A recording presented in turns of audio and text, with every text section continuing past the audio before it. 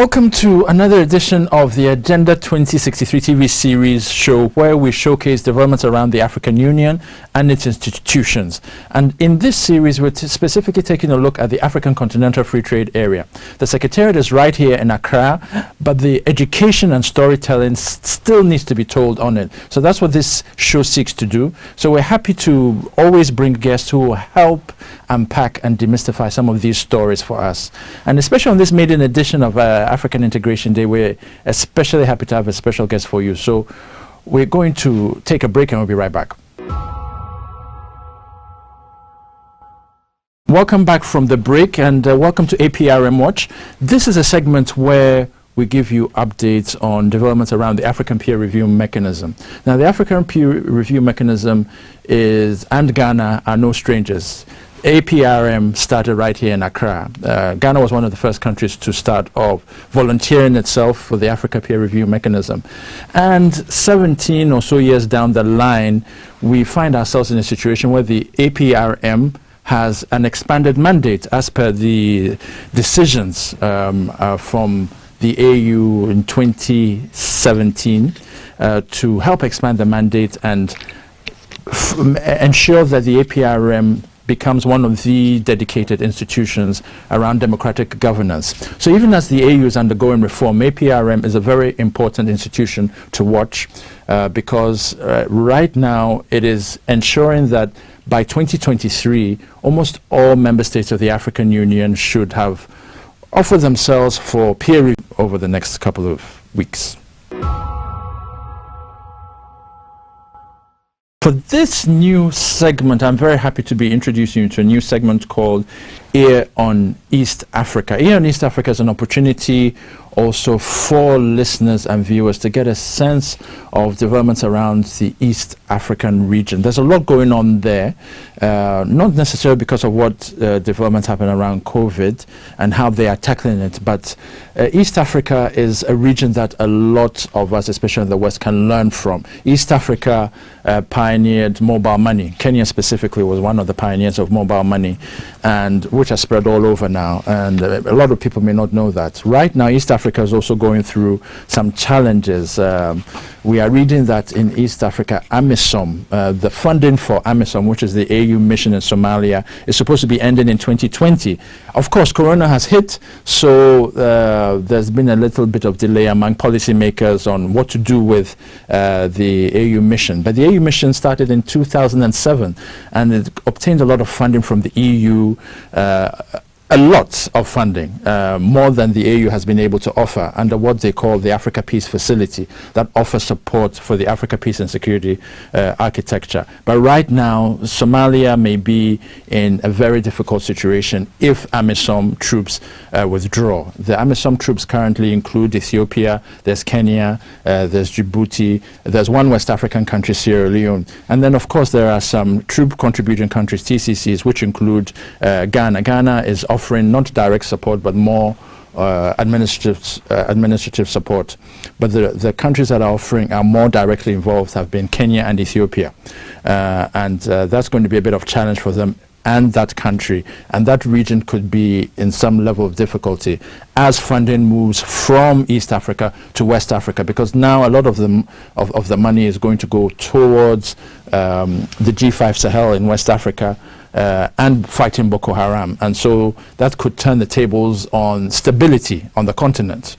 There may be more stability present in West Africa as opposed to East Africa. So East Africa is a region to watch, and here on East Africa over the next couple of series will be an opportunity to give you some of the latest developments in that region, and especially what is some of the voices that are speaking to developments in that region, how all those can inure to the benefit of the continent.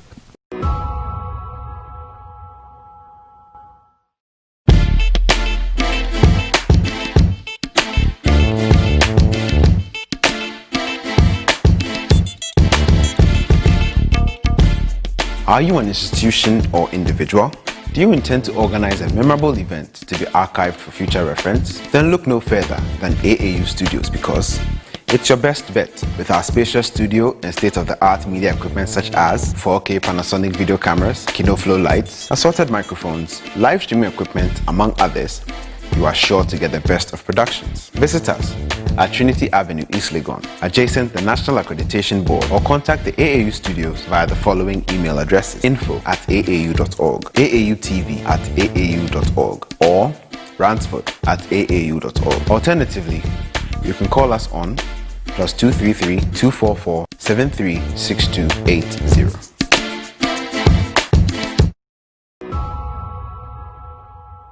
So if you've just joined us, welcome once again to the studios of AAU TV right here in Accra on a very special day, 7th July 2020, where the continent is celebrating the maiden edition of African Integration Day, a day used to tell the story of Africa's integration, how far we have gone, at least to take a look at some of the milestones, some of the things that the continent has done well and could do better, but especially things like the Abuja Treaty, a treaty which does not get a lot of coverage in the media because, number one, it doesn't sound sexy enough, but number two, it seems as if it's one of those lofty protocols that is gathering dust somewhere. But the reality is that the Abuja Treaty is actually in operation, which is something a lot of people unfamiliar with the AU may not know.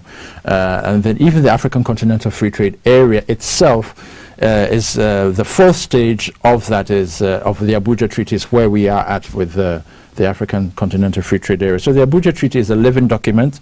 Yes, continental integration in 6 steps, 3 regional, 3 continental, and then by 2034, hopefully continental customs market and so on. But we live to see. That's why a day like this is useful to help us interrogate the issue. So we're very happy to have a special guest in the studio, Dr. Joe Atamensa from the UN Economic Commission for Africa. He normally would have been in Addis, and I normally would have been speaking to him on the phone. Alas, the corona has stranded him, so to speak. So very happy to have you here, Dr. Joe Atamensa, to help us, demystify, unpack, and explain the whole issue around Africa's integration. Number one, we hear a lot about European integration, but why do we need to celebrate Africa Integration Day beyond what all the noise that I've been making? Well, to begin with, Emmanuel, I thank you so much for inviting me. Okay. Most welcome. It's a pleasure for me to be here to celebrate with you. Okay. The Integration Day, which came at the end of when we were able to have the decision made on the selection of Ghana to host the Secretariat of the African Continental Free Trade Area. I think it's a celebration not for only Ghanaians, but it's a celebration for the entire continent, because some of us quietly are disappointed that we couldn't start trading 1st of July this year, but let's hope that in January it will be able to happen. Now, the question of integration is something which needs to be celebrated. It needs to be celebrated because you have to look at what we've achieved. Okay. Let's not forget that on the 25th of May, 1963, Yes. in Addis Ababa, that is when you had the Casablanca bloc Mm-hmm. and the Moravian bloc Mm-hmm. come together to form the Organization of African Unity. Yeah. And for your viewers, need to be reminded that the Casablanca bloc included our own president, who had the late Dr. Kwame Nkrumah, Mm-hmm. who with the Moroccans then and the Secretary and others thought that we should have our independence yesterday, Yeah. right? Yeah. So they were pushing hard for us to have our independence. Mm-hmm. And then the Moravian bloc led by Tubman and others were saying, no, take it easy. And then Nigeria was with the Liberia bloc, Moravia Yes. bloc, eh? Yeah, regrettably. Right. Yeah. So they said, let's slow it down. Let's take it time. It takes time. It takes time. Mm-hmm. But I think where we don't celebrate much is the diplomatic skills of the Emperor Haile Selassie, Okay. who, with his foreign minister, Mm-hmm. Ifru Ketema, Okay. was able to get the two factions, or I would say factions, but all have the same purpose. I mean, Okay. all wanted liberation, all wanted Mhm. independence of the continent, because we were under what do you call the colonial rule. Yeah. So they came out and were able to sign the Charter of Organization of African Unity, OAU, Okay. on the 25th of May Mm-hmm. in Addis, which was very historic, and we were all happy. So that's one celebration. Mm-hmm. Note that at the 63, Mm-hmm. and you've been to Addis a long time, Mm. there were only 33 countries Yeah. that had independence, Mm-hmm. right, in 1963. Yes. So therefore, it meant that some of our countries, Mm-hmm. or let's put it that way, they were not countries per se, but our territories Okay. were under colonial domination. Mm-hmm. So how can we liberate the leadership then? Yeah. Every square millimeter of our continent. Yes. So then the Liberation Front, with an office in Dar es Salaam, Tanzania, was born. Mm-hmm. So that's why you have Chisano and now a lot of the leaders pass through there.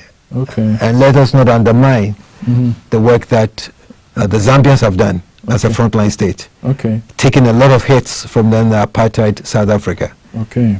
right? Mm-hmm. So you had this 1970 Mm-hmm.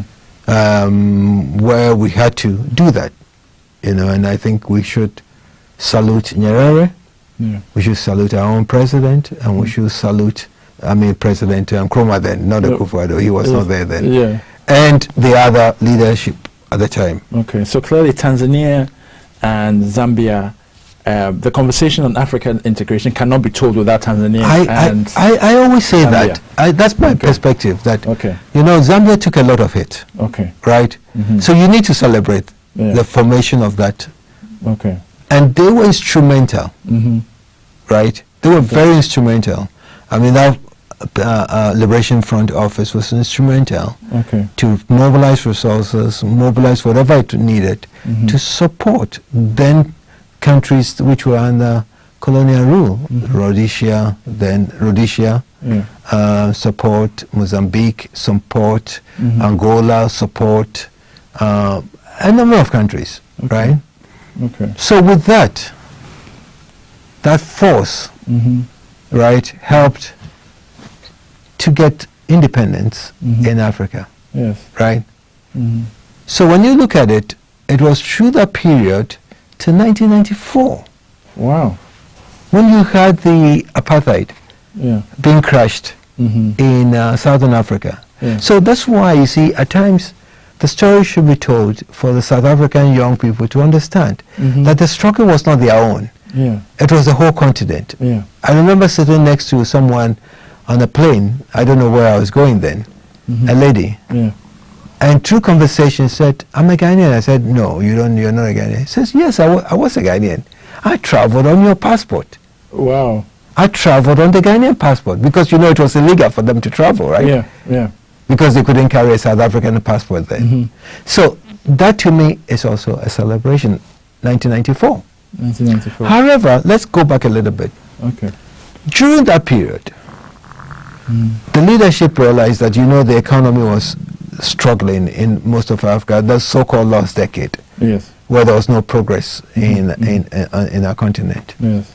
So therefore, they decided that let's look, as we tackle the issue of colonization, liberation, let's also look at development. Yes. So in Lagos, they had a meeting with AAU. This is work that has been done by the ECA and others, Yes. which came to Lagos. So then, the birth of 1980, what happened? We got the Lagos Plan of Action, Yeah. right? Yes. That's a celebration. The Lagos Plan of Action was not going the way they want, the leadership then. Then came what? The final act of Lagos, right? Yes. Then Abuja City was created, Okay. 1991. 1991. The leadership was also knew that they were at the end. A number of countries had been liberated then. So we not needed to think about a development. So the Abuja Treaty Yeah. was born in 1991, signed by our head of state, then Flight Lieutenant John. John Rollins, Jerry John Rollins, sorry, Okay. forgive me, sir, for not remembering your name. Jerry John Rollins signed Yeah. and pushed it through, whatever it was then, ratified in 94, and became, no, Emmanuel, I think the Abuja Treaty Yeah. was the fantastic blueprint Yeah. that we didn't need any more Yeah. if we had followed, Yes. right? By the way, if you read it, it doesn't say free trade area. Yeah. Go and read it. Yeah. That state is not free trade area. Yeah. It's customs union. Customs union. Yeah. Okay. It talks about the fact that the regional economic communities will harmonize their trading agreements, and by then we'll have a customs union. Okay. So by now, we should be a customs union. Yeah. So we should have been a little ambitious, in my opinion. But I take it. Yeah. I will take the CFTA. Yeah. Right? So then we have a celebration, which is what? The Abuja Treaty. Yes. So 94, we finished with apartheid. Now we have to think development. Colonel Muammar Gaddafi says, "Hi, leadership come to sit in September 9th. That's why the 9999, 1999. Yeah.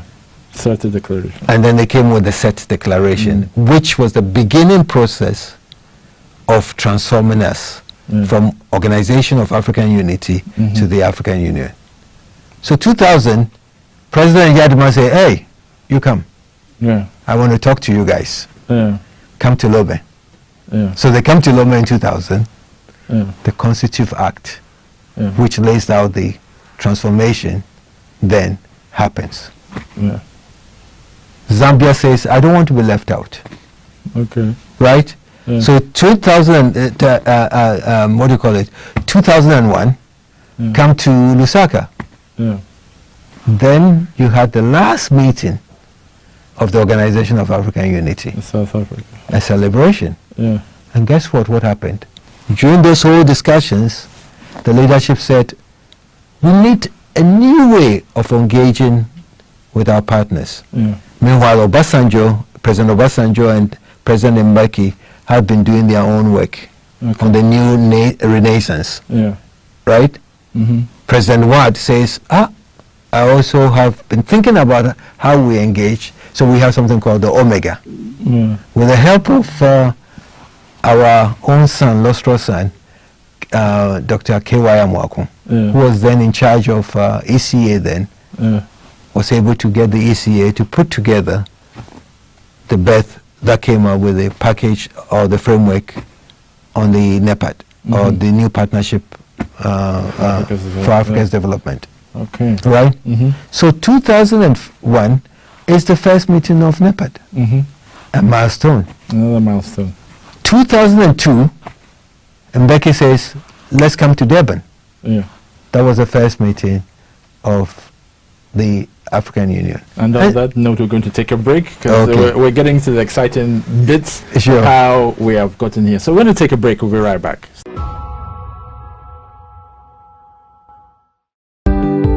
Accra Institute of Technology is a top-notch private university in Ghana. The university offers world-class bachelor's, master's, and PhD degree programs. IT and management is one of the good courses I think we should offer these days, because I realized that on my years of experience on the IT field, I realized that IT guys find it very difficult to cope with the management aspect. And AIT is giving us the opportunity to do IT and management. We dive into what? Programming. I did HR, I did principal management, and all this one is giving me the opportunity to be able to communicate with my manager. So when we are talking about IT, I know that I'm talking about something technical, and I can also talk about management, which is also another dimension of corporate institution. So with all this, I think AIT is giving us a very nice opportunity. We are AIT, the University of the Future.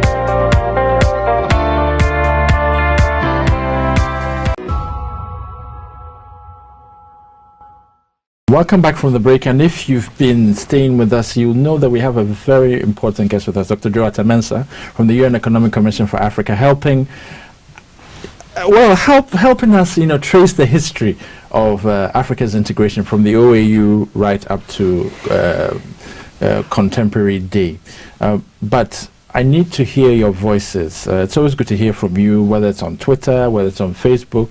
So in the ticker that's scrolling across the screen, AAU_67 on Twitter, feel free to drop us a message on how far we've been doing with these programs, because it's always good to get feedback so that we can also improve some of the quality and the content. So thank you once again for following us, and let's get back to the studio to Dr. Joata Mensah. So you got to the stage where 2002, we are in South Africa. That's another milestone, a new celebration where Mbeki is saying that the OAU is now coming, transforming into an AU. Yeah. Okay. So that was the first meeting. Okay. Now, but in all that, if you look at the Constitutive Act, the aim was then not to say we're going to go for an economic integration, but now we're going to have a political integration. Okay. So you remember that before the demise of Gaddafi, he was talking about the African government, the Union government, where we made a number of trips to Libya to discuss that. But I think he took that notion went with it, until maybe somebody will revive it later. It's a bit dormant now. But let's not forget, what I think also, that since we're in Accra, I must mention that in 2006, President Kufuor had just, when did he come in? 2004. 2004. So 2004 he was in power, and then 2006 he was in Addis. Yeah. And at the time there was this discussion on I think it's 2007. Sorry, let me correct it. 2007 January. Yeah. A summit in Addis Ababa, and there was this discussion on the union government, how it should be formed, what it should, all this. So President Kufuor said, look, I'm celebrating my 50th anniversary of Ghana's independence. So in June, I will celebrate that in March. But I'll make facilities available to you in June of 2007. Then our current president was the foreign minister then, and he superintended the whole summit, which then was known as, which you know very well, what was called the Great Debate, Yes. right? The Yes. Grand Debate. The grand debate. The Grand Debate, Yeah. which brought in our leadership to discuss it and interrogate it further, and had some form of a consensus to study the matter further, right? Mhm. That is also an achievement. Yeah. Now, looking back, I think I gave you this history. I'm trying to give you this history. Mhm. So when you talk about, when people say, Africa, we've been held independent 60 years, we've done nothing has happened, blah, blah, blah. You know, you've experienced that. Yeah. Where should you start? In my opinion, I think you should start looking at the achievement of the AU Yes. from 2002, not Yeah. from 63. Okay. Yes. Because from 63, it's a liberation struggle. We're Yes. busy fighting. Yes. Okay. Right, Good point. we're busy fighting, Mhm. liberating the continent from foreign domination. Okay. Not to say that it doesn't exist, but that's what we're seized with. Yeah. Now, I think, to me, that's what I would like to say, that you have to start from 2002. Okay. Right. What have we done in 2002? You have, which has not been there, you have the African Courts of Justice, Yes. right? Yes. You guys have the, which is in the African Courts of Justice in Arusha, Yeah. the African Human Rights Commission Commission in Gambia. in Banjul, Yeah. right? Yes. Achievement. You have the African Parliament, Yes. which President Mahama used to be part of for a long time, the African Parliament Yes. in Joburg, in Joburg, Yes. right? Mhm. That you have progress made on infrastructure Mhm. issues. We're continuing, but it's not there yet, Yes. right? Now you've had Africa Center for Disease Control, which has been in the forefront of COVID. Yes. You cannot tell me that they've not achieved. Yes. So these, to me, because you see, one thing we should understand, integration is incremental. Mhm. It takes a while to get there, Yes. right? Yeah. But you could look at it and say, what have we done? Yes, I know there's the impatience of, and I think most often, Emmanuel, I think I blame myself and I blame all of us who work on these issues, that we've not been able to percolate it in a way that the ordinary person on the street Yeah. would get it Yes. and to see the benefits. Mhm. I'll tell you this joke. In Addis, where I live and work, when you ask a taxi driver to take you to the African Union, Yeah. they'll say AU. We all say AU. Yeah. They don't even know it's called African Union. They'll say AU. Oh. They'll drive you there, the taxi driver. Okay. They'll take you there, AU. They'll take you there. Okay. When you ask them, what does the AU stand for? What does the AU do? They will come back and say, look, I don't know what they do. What I know is that in every January, Yeah. all the heads of states Yeah. from the continent and other people will come to Addis. They'll come and mess up our lives. The roads will be blocked. And then they take you, you see a convoy going from the Sheraton Hotel or from the hotels to the AU in the morning. Then in the evening you see them come back. They do that for 2 days and then they leave town. Right? So the point I'm trying to drive here is that we've not, and by the way, you've done a fantastic job for us in terms of your platform and engaging individuals on what the African Union is about, and which is fantastic, and you should be commended for what you do. Right? you. But I think what I'm trying to say is that we need to do more to make sure that they understand. For instance, and I'll come to the RECs, the regional communities. Yeah. But before I do that, in terms of this subject of dissemination, in West Africa, Yeah. I think there's a better understanding of what the ECOWAS does for them. Yes. Because at least, even if you don't know, if you're a traveler, you know you can go anywhere within 90 days. Yes. Minimum. Minimum. Yeah. Yes. So you know that. Mhm. But if you look at the protocol itself on the AU, on ECOWAS on free movement, there's also right of residency, eh? Yes. And So- establishment. Yeah. So all this wahala we've been giving the Nigerians and vice versa, Yeah. it is within the Nigerians' rights, according to the ECOWAS, to be able to find jobs here Yes. and live here. Yes. Right? Yes. And So- establish businesses. Yeah, established businesses. Yes. So I think it's on our part to try and indicate people that there's this right of residency. But let me stop me if I'm going to. Oh no, not at all. Yeah. So Yeah. if you look at it, that continental integration is just up there, heads of states level talking about it, but it should be an integration of the people. Yes. Right? And that's why when Dr. Chambers was in ECOWAS, and we went there with Dr. Ken Kwaku to help with the vision, ECOWAS vision is an integration, a community of people. Yeah. It's the people. So for you to do that, the question then is that all that I've talked about is just at the AU level. Yes. It needs to come down. But to come down, you need to say who are going to help you achieve the continental integration agenda. It has to be the regional economic communities, Yes. right? But then you have a plethora of regional economic communities. So you've got to make a choice of which ones do you want to be. So that is where I should share this nugget of information with you. Yes. That in 2006, in 2006, I don't remember, we were working on this integration agenda and we came to Accra. Then it was Minister Apreku, Okay. who was then the Minister for Integration before they joined the two, Oh, okay. right? He was the Minister for Integration under President Kufuor. And then we had the meeting to look at how can we move forward. It was then a meeting here in Accra between the West, Central, and the North Okay.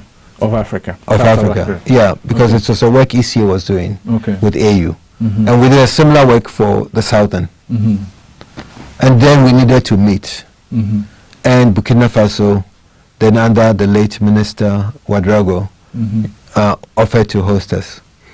And, there was this debate that came on what we do. And the decision was more to say, let's stop creating RECs. But countries resisted Yeah. and said, no, you cannot say we should stop creating RECs and all that. But we would rather say we would recognize these countries, these RECs, existing RECs, as the building blocks of which the continental integration agenda or the African Economic Community will be built on. And so therefore, that is why you have the 8 recognized RECs. You have CENSAT, you have East African Community, you have the Southern Africa Development Community, SADC, you have the Economic Community for Central African States, ECAS, you have the Economic Community for West African States, ECOWAS, you have the Intergovernment Authority for Development, IGAD, and have I left someone? COMESA. Yeah, COMESA, Common Market for Eastern and Southern Africa. So these are the 8. Yes. And the Arab Maghreb Union. Yes. It's also AMU, Yeah. right? Yes. So like you have UMOA, you have SEMAC, right? But these are, we call them the intergovernmental organizations. So these are the ones which are recognized, on which the continental integration agenda will be built on. And so they are very, very important. Because at the end of the day, Emmanuel, integration is local. Yes. You can legislate all that you want, pass all kind of decisions in Addis or wherever. At the end of the day, it is the Ghanaians who have to say they want to be part of it or not. Yes. Right? Yeah. So that leads me to the Continental Free Trade Area. Yeah. And in the case of the Continental Free Trade Area, how did we get here? Some roots to it is that, it's been in the drawing boards for a long time. But we had a situation where you had the WTO Uruguay rounds, which now went into the Doha rounds. and the Doha rounds, which still exists, but it's a bit slowed down, was supposed to be on a developmental agenda, right? And we realized that it was not moving. There's resistance from the big players not wanting to recognize Africa. Yeah, recognize the development aspect of the of the agreement, the DDA, or the Doha Development Round of, So therefore, we began to ask the question, right? How much do we trade amongst ourselves?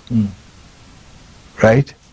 And the percentages varied. Some people say 10%, some say 12%, some people say include the informal sector between Accra, the Aflao border, or the borders. How do you do that one? Yeah. So give or take, even if you add them and you bring it to 20, we are lower than EU, which is about 67%. The ASEAN countries, the Mercosur countries, so we're not there, right? So what is the best instrument for us to be able to boost intra-African trade? And therefore, we began thinking of this, the need for a continental free trade area. Something that is coming from the Abuja Treaty, of course, That's but right. though not necessarily, like you say, it's the customs union and the Abuja Treaty. Okay, but it is still, the reason why I'm coming back to it is because at the end of the day, it is something that was on the drawing board, and I think it's important to remind listeners and viewers that these were plans that are there already. It's just needed to be dusted and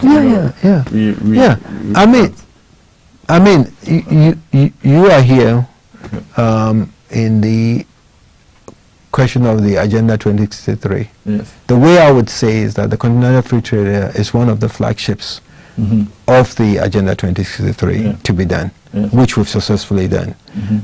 And here you have to give credit to Minister Alain Chimantin for the part he played in getting the trade deal done. You also have to give credit to Madam Honorable Ayako, Shelley Ayako Bochwe, for the part she played and the work they did in Niamey and all that. First, to get the agreement, and secondly, to fight for the secretariat. But above all, they couldn't have done without the support of the president, who put his whole capital behind it. But to be fair, to have a balance, President Mahama, or going back to President Atta Mills, was the one who was part of it when in 2012 in January, when the whole decision was taken.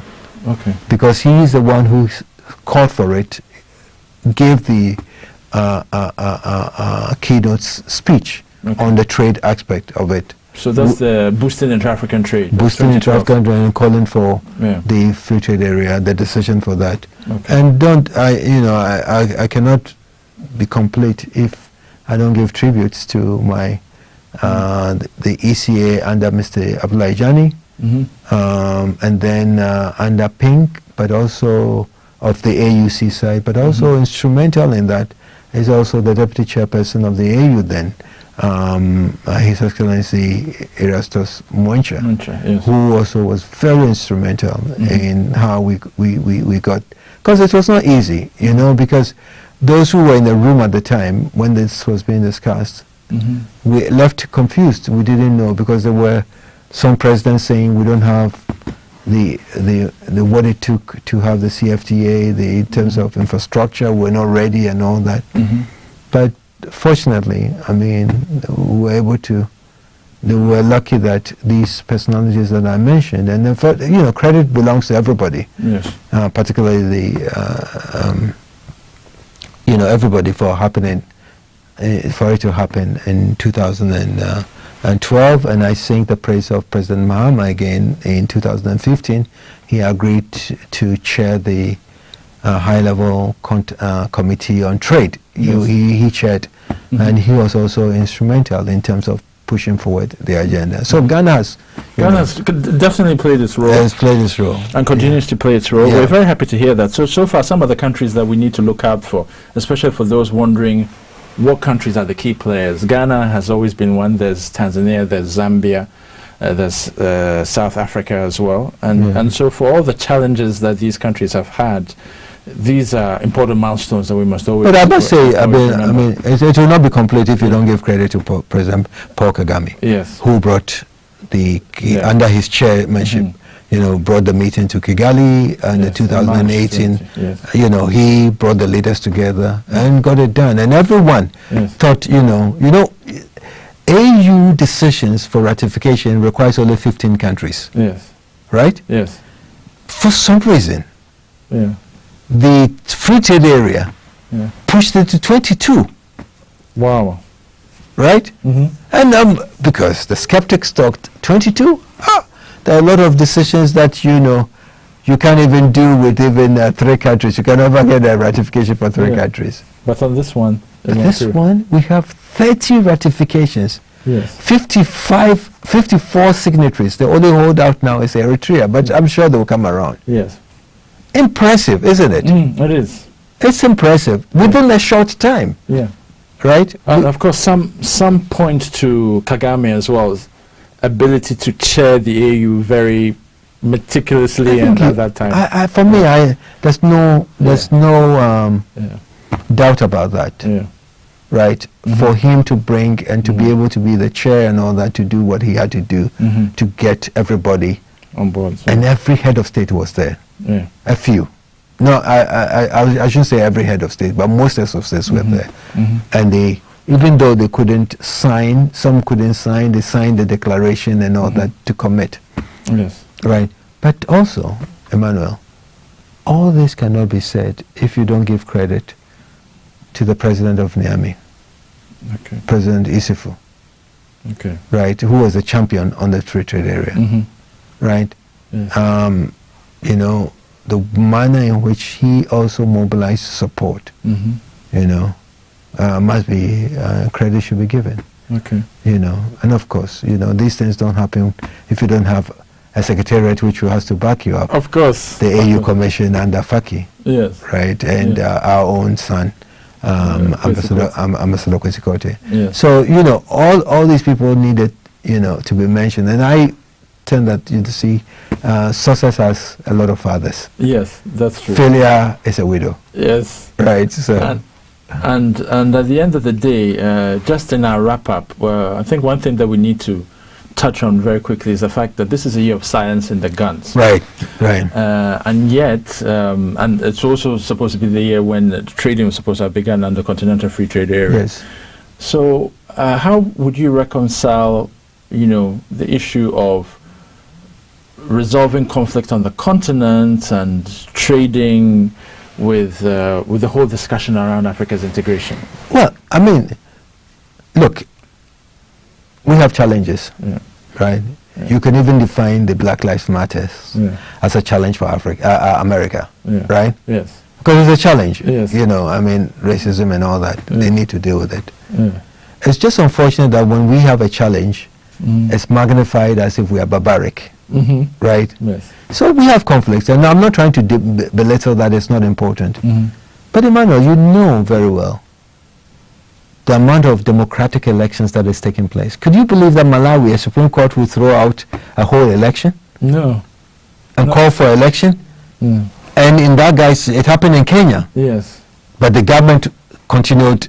It was a fair, credible elections. But but for Malawi, throwing out the election, and then opposition coming into power with what in Ghana you call one touch, 58% of the votes. Yeah.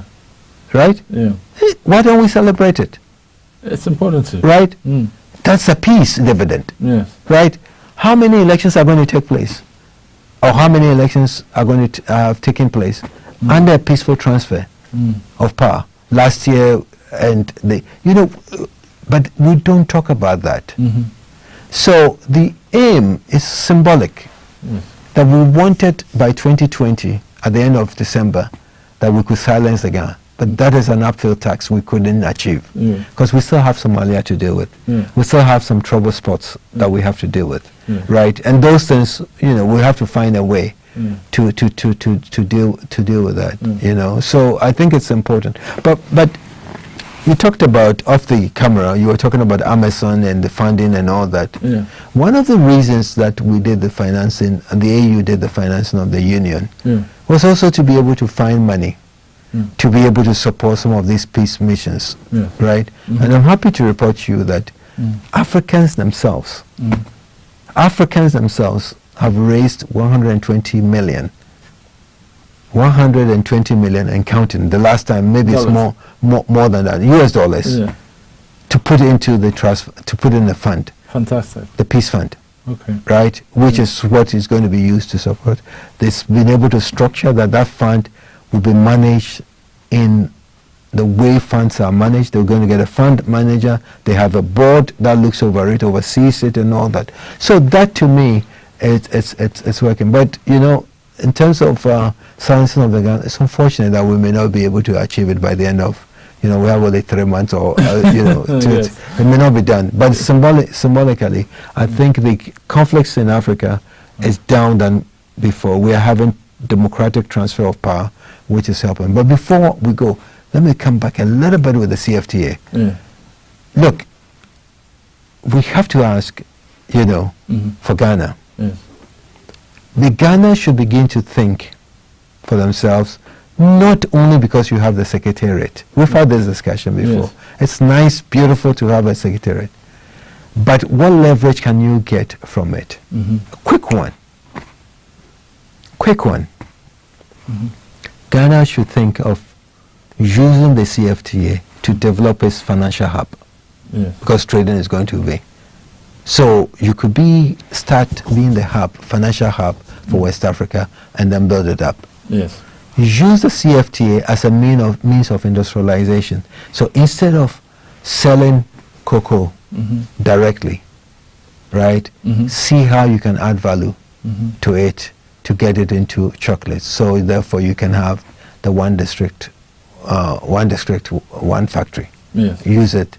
So for instance, people my mom is from Akropong, so every time I go to Akropong, I see young people wanting jobs and all that. And now they have a new king, which is Osadio Kwesi Akufo, the third. He wants to project development. Okay. And the question is, for me, what Kwesi Akufo, Osadio, what can he get out of the CFTA? And I will tell him, you have cocoa farmers under your kingdom, in your kingdom. Why don't you start thinking and working with the government and get support and get a factory which will transform the cocoa into a chocolate factory? So then you can get all these people jobs. Not only when the factory comes, it's only going to be cocoa, but because people have to be entertained, hotels will come in. Yes. Right? Because people will get too sick, private clinics will come. Because people will have children, private schools will come. Because people who come there would have to eat, restaurants will come.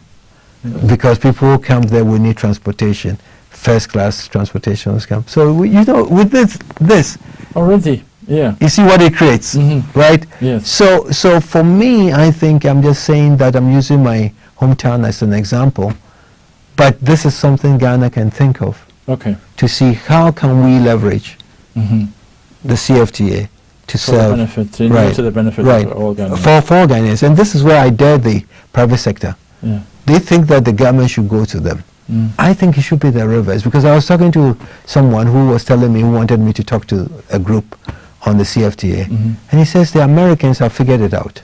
The Chinese have figured it out, what is in it for them.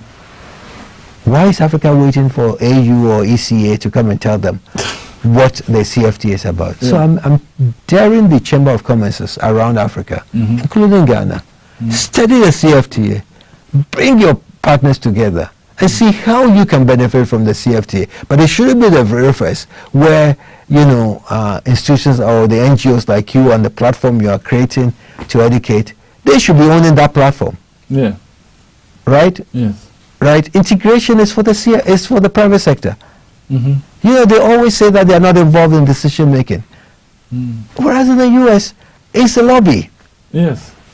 Right? So there should be a powerful lobby to ensure that they get what they can get out of the CFTA. That is the plug that I wanted to leave you with. I didn't get the chance to talk about it. No problem. But I think your point has been very well made, and I think that has been central to the whole discussion around the Continental Free Trade Area, how to use it to scale up the private sector and its work.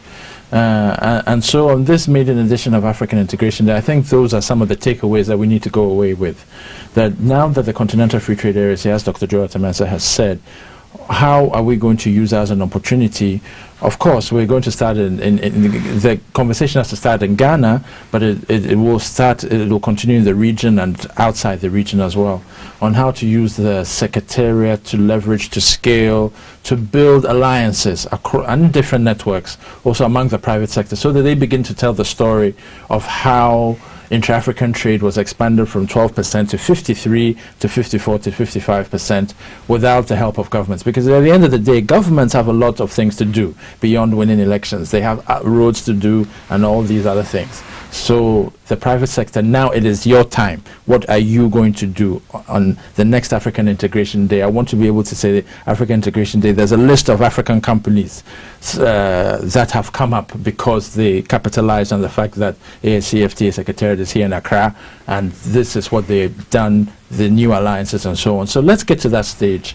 And there are, of course, other opportunities for celebration on the continent, 25th May, AAU Day, and so on and so forth. But let us use African Integration Day, this maiden edition, to begin thinking through the way forward for Africa's integration, because as clear as day, as Agenda 2063 is to all of us, it is the Africa we want, and we can really build it and we can really create it, and we really do not need as enshrined in Agenda 2063.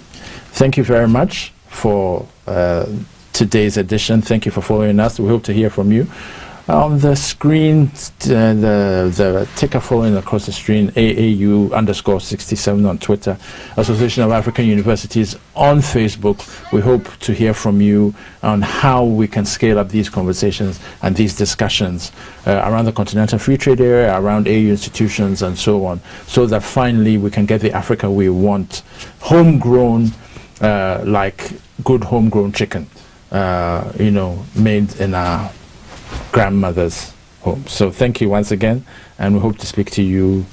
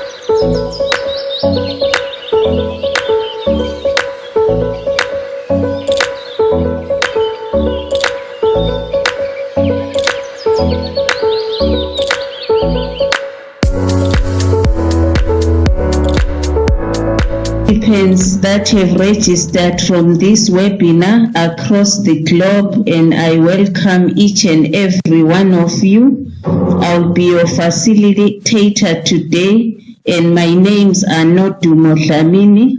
I work for the Association of African Universities here in Ghana as the Director of ICT Services, Communications and Knowledge Management.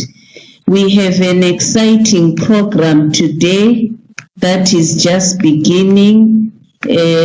I'll be taking us through the program. We have a lead presenter who is Dr. Violet Makuku, co-presenters Dr. Rita Makumbi and Mrs. Abigail Zama. We also have technical support from Mr. Kwesi Sam and Miss Irene Duffier.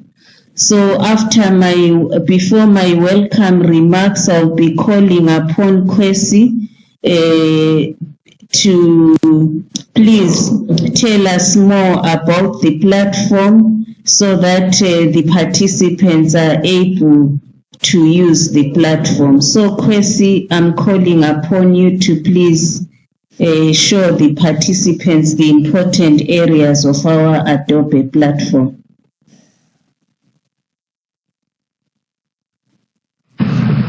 Thank you very much, Ms. Nodumo, and may I also welcome everyone who has logged in to the HAQUA Phase 2 webinar. First of all, you would see 4 pods on your screen. One which has the PowerPoint slides, and so that is where the facilitators are going to control their PowerPoint slides. And then also you will see Q&A pod, and then a chat pod and attendees pod as well. Now, the Q&A pod is a section where every participant, if you have any question, any contribution to the discussion that will be going on, you kindly go to the pod and then you put your questions there. When we get to the Q&A session, the facilitators are going to answer or respond to all your questions and contributions. Now, you will also see the chat pod. Now, the chat pod has 2 sections. Section 1 is the everyone pod.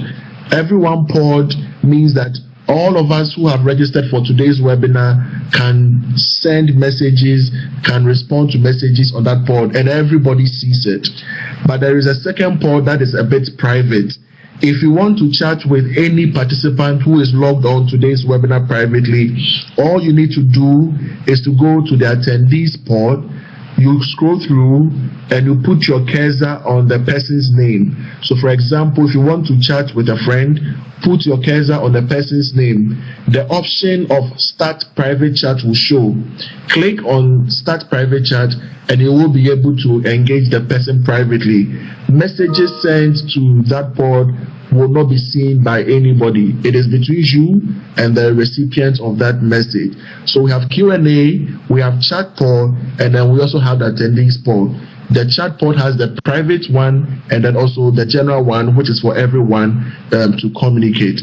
Thank you very much, Ms. Nodumo. I think this is much more clear. Thank you very much, Kwesi. So based on our program now, we have some short remarks that will be coming. The first remarks that we will hear are coming from the Secretary General of the Association of African Universities, Professor Etienne Ehile. In brief, Professor Etienne Ehile is an Ivorian national and a renowned physiologist. He holds a doctorate in neurophysiology that he obtained from France, and his research works have largely focused on that. He is also the former Director de Cabinet at the Ministry of Health and Public Hygiene in Ivory Coast, and also a former Vice Chancellor of Université Nangui Abrogwa in Ivory Coast. He became the Secretary General of the Association of African Universities in August 2011. And Professor Ehile is not new to the higher education sector, particularly AAU, because he was also an active member of the AAU governing board since 2005. As you can expect, he has also published several scientific papers in various international and renowned journals, and he has also held other administrative positions during his career. So I would like to welcome Professor Ehile to give us a few remarks. Kwesi, if you could assist him to enable his microphone. I'm trying to locate Professor Ehile online, but it appears he is not online yet. Okay, no, that's fine. The next person that is meant to make short remarks is Miss Deidre Lennon. Is Miss Deidre Lennon logged on? Kwesi? She's logged on. Yes, she's logged on. Okay. She will switch on her microphone and then also her camera for us to see her shortly. So she is ready to make a presentation. Okay, before she makes a presentation, I'll just briefly introduce her. Miss Deidre Lennon has been working for international cooperation in higher education since 1992, and she has worked on a number of programs that are under the European Union, and she has also supported cooperation in Central and Eastern Europe, the Balkans, and the Russian Federation and other countries.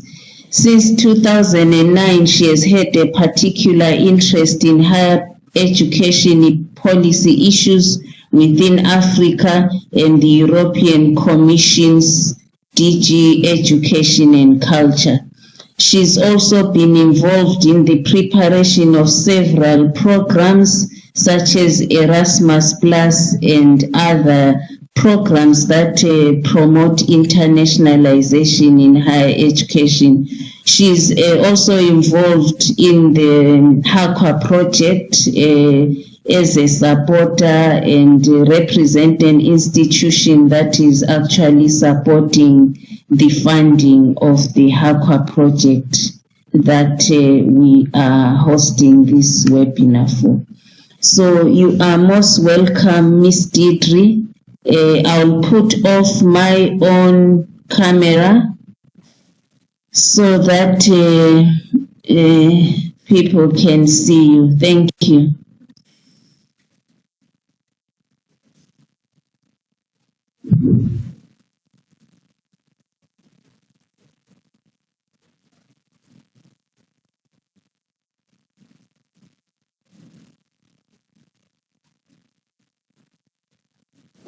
Kwesi?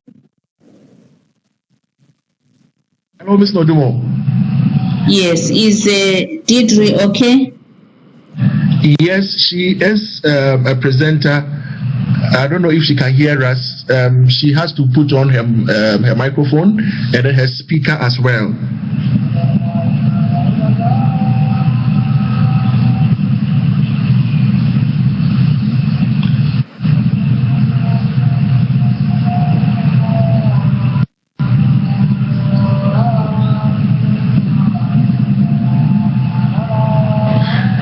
Hello, Deidre, if you can hear us, kindly enable your microphone and then your speaker so you can make your presentation. Thank you.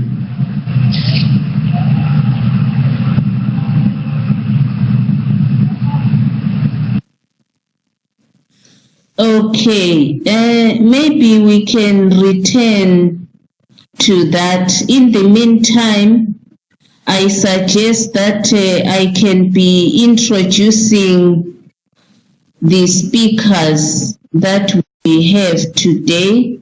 So maybe Kwesi, behind the scenes, can you support Miss Deidre Lennon? Okay. I would like to introduce the three speakers that we have today. Our lead speaker is Dr. Violet Makuku. Dr. Violet Makuku holds a PhD in Quality Assurance in University Education from the University of South Africa in South Africa, UNISA. She is a higher education quality assurance specialist, is a workshops coordinator for AAU, and is the project officer at the AAU for the project that we refer to as HAQUA Phase 2, Harmonization of African Quality Assurance and Accreditation Initiative. Dr. Violet Makuku has been engaged as keynote speaker, guest of honor, and leader of panel discussions in several international higher education events and webinars such as these, including the AAU TV. She has also designed and facilitated continental workshops for higher education personnel to address quality assurance challenges in higher education teaching and learning, quality assurance research, and building the quality culture in several countries. She has participated also in institutional evaluations and is an external program reviewer for national councils of higher education in several African countries. She is a leading external examiner for PhD thesis in higher education quality assurance, teaching and learning, and curriculum. Before joining the AAU, Dr. Makuku was a director of quality assurance at the Bindura University of Science Education, Zimbabwe, and also is a former university lecturer with over 14 years of experience. So please welcome Dr. Makuku, who will be our lead presenter today. She will be supported in her presentations by two ladies. The first one is Dr. Rita Makumbi. Dr. Rita Makumbi is the Director Quality Assurance at Ndege University in Uganda. She holds a Doctor of Philosophy PhD in Management from Kumba University in Uganda. Rita has been teaching and researching at university for the last 11 years. She is actively involved in quality assurance trainings and qualifications framework practices. Currently, Rita is also the president of the East African Higher Education Quality Assurance Network and a chairperson of the Uganda University's Quality Assurance Forum. She has a research interest in education quality assurance, youth engagement and policy, and is a fellow with the Institute of Development Studies, University of Sussex in UK. Kwesi, I think Miss Deidre Lennon has been able to put her video on, so I'll pause here before introducing our third speaker. I would like to welcome you, Deidre, and please give us your remarks. I'll put off my webcam. Thank you. Good afternoon, and I apologize for the problems connecting there. Do you hear me? Deidre, we cannot hear you. Maybe you could speak closer to the to your microphone. Yes. Do you hear me better now? Yeah, I can hear you, even though it's still very faint, but you can proceed. Okay, I'm sorry about that. It must be the quality of my phone, and it's the first time I'm using this particular application, so I'm not very quick on the buttons at the moment. I'm sorry about that. Ladies and gentlemen. No problem. Thank you. I'd like to thank you for allowing me these short opening remarks. And just to say hello to everybody. I hope you're all keeping well in these difficult circumstances. And I'm missing the interaction with the colleagues across the universities in Africa very much. I would just like to say some words to put some sort of political context to the webinar that you're attending today. The European Commission and the African Union Commission are partners together. We are, at the European Union, we are supporting the African Union's efforts on the harmonization of higher education across the continent, and we're supporting the of education for Africa. We, ever since, already 6 years, at least, we have this partnership, and we found financing which has enabled us to, on the one hand, carry out the Tuning Africa project, which you might know, but also to finance the first phase of HAQUA. And this has been an absolutely incredible initiative, where the associations and the bodies in charge of education on both sides, on both continents, have come together and are cooperating really in a true partnership spirit, and that has been remarkable. In the first phase of HAQUA, there were significant deliverables, standards and guidelines for quality assurance in higher education, training courses for quality assurance agencies, and the implementation of a number of AQRM missions and reviews. So now we're looking ahead for the coming 3 years, and I'm particularly happy to see that, notwithstanding the difficult situation at the moment, activities can still progress using technology in this case, and I think it's important that we keep this momentum going and continue to develop this initiative together. I would like to thank all the colleagues at the Association of African Universities for all the support, initiatives and backing, how can I say, that they are offering African higher education. I'm very happy that we're going to be working together again for the next 3 years. Thank you very much. Thank you very much, Deirdre. We appreciate the partnership that we have with the European Union Commission, and we look forward to working together. Kwesi, is Professor Ehile in now? Yes, so Professor Ehile is with Dr. Makuku, so he's going to speak through Dr. Makuku's laptop. So I think Prof is ready. Okay. I would like to welcome you, Prof. Ehile. I've already introduced you. I don't know if you are able to put on your camera. I will switch off mine.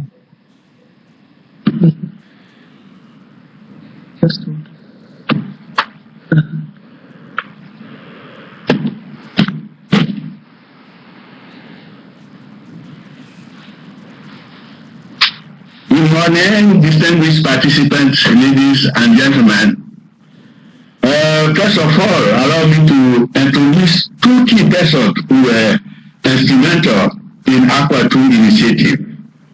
I mean Dr. Beatrice Njenga, the chairperson of today's webinar, who is retired as former head of the Education Division at the Human Resources, Science and Technology at the African Union Commission, and Mrs. Deborah Lennon, who is currently at the Directorate General for Education, Youth, Sports and Culture. Dr. Njenga and Mrs. Renan, we highly appreciate your presence at this session of APA webinar series, and thank you for your commitment to African higher education development. Ladies and gentlemen, on behalf of the Association of African Universities, the African Union Commission, and on my own behalf, I would like to welcome you to this very important event, which marks the rolling out of the APA Phase 2 chain of activities. African Union Commissions works in partnership with the European Union Commission in this initiative, with the O'Brien Observatory as the coordinator and AAU as a member of the consortium. The African Quality Rating Mechanism for Institutional Improvement is a very important quality assurance tool because it helps institutions to continuously improve and learn what is happening at the continental level in support of building the quality culture in universities.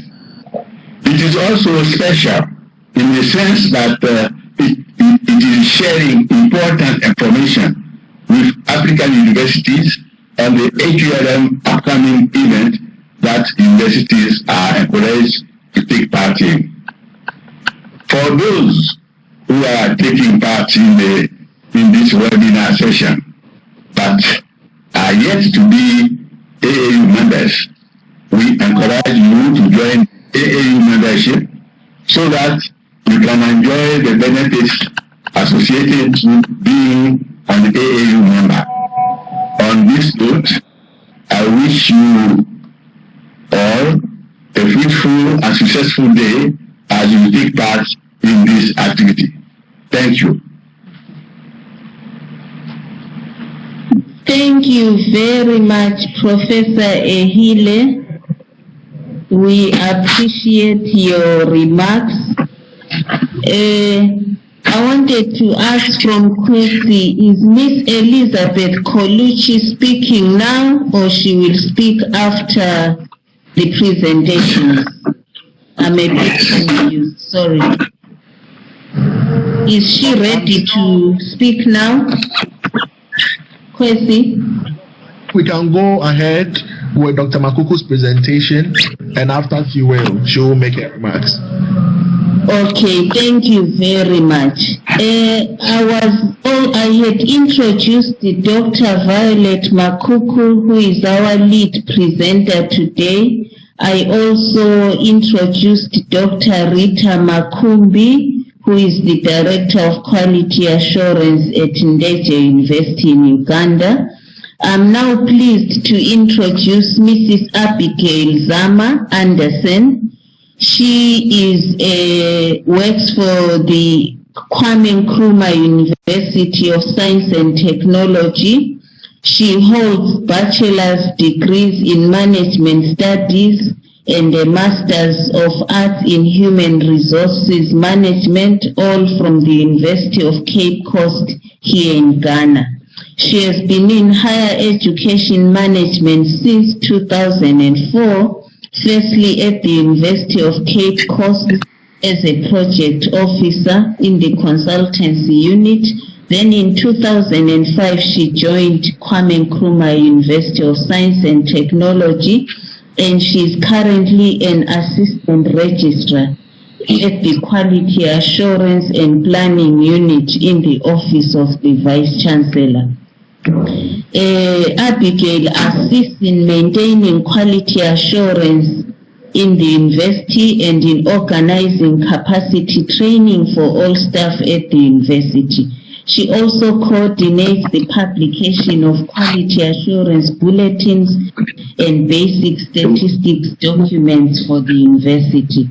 She is also involved in the development of policies and guidelines, and as part of her duties also provides information and data on behalf of the university to external stakeholders such as the National Accreditation Board, National Council for Tertiary Education, AAU, and the Association of Commonwealth University. You are most welcome, Mrs. Abigail Zama. So now I am pleased to invite Dr. Violet Makuku to make her presentation, after which the two co-presenters would also make their presentations. Thank you very much. You are all welcome.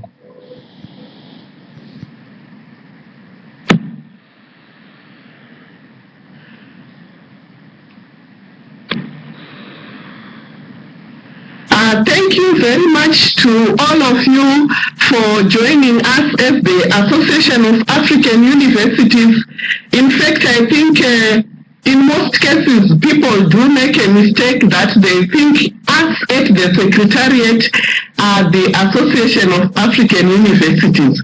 Rather, it is the universities who are member universities of the Association of African Universities. I also noticed that we have many people from universities across the continent, from Uganda, from Ghana, from Zimbabwe, from South Africa, from Kenya. I see a lot, Ivory Coast, many countries are being represented. And this excites us as the Association of African Universities, because as we roll out this Phase 2, we really need to work with all the countries, the 54 countries in the continent. Coming on to my presentation, we are looking at the harmonization for African higher education, quality assurance, and accreditation. And as you shall see when we proceed with the presentation, there are many aspects of the quality assurance and many initiatives that have been rolled out since earlier than 2015 in order to support quality assurance in higher education in Africa. But at continental level, what is happening is mostly not known. When I do the workshops for the Association of African Universities, I ask about the Continental Education Strategy for Africa, Tuning Africa, AQUA initiative, and you realize that those people who are supposed to be using these initiatives, the information, knowledge, and skills are sometimes not knowledgeable of what is happening at continental level, which should actually go down to filter into the countries and also into the institutions themselves where quality assurance is being implemented. So today we are going to talk about what we call the African Quality Rating Mechanism. We want to look at the rationale, the benefits, and the way forward for African universities. And that's very, very important for us. The speakers you have heard about us. Let me talk a bit about the Association of African Universities, where I'm the house and where I'm also the project officer for the AQUA 2 and AQUA 1. So the Association of African Universities is an international non-profit and non-governmental organization that was created in 1967. Sometimes when I talk about it, some people say, so when did you come on board? So this is very important that AAU is more than 50 years old. And for those 50 years, it has been supporting African higher education through creating platforms for discussion and also trying very hard to resolve some of the issues which have faced the African higher education from then till now. Some of you have already attended what we have as the Emergency Remote Learning webinar series. And this is what AAU does, highly responsive. And so that's why we say, if you are members, you won't lose out. The benefits are much more. So we aim to improve the quality of African higher education in general.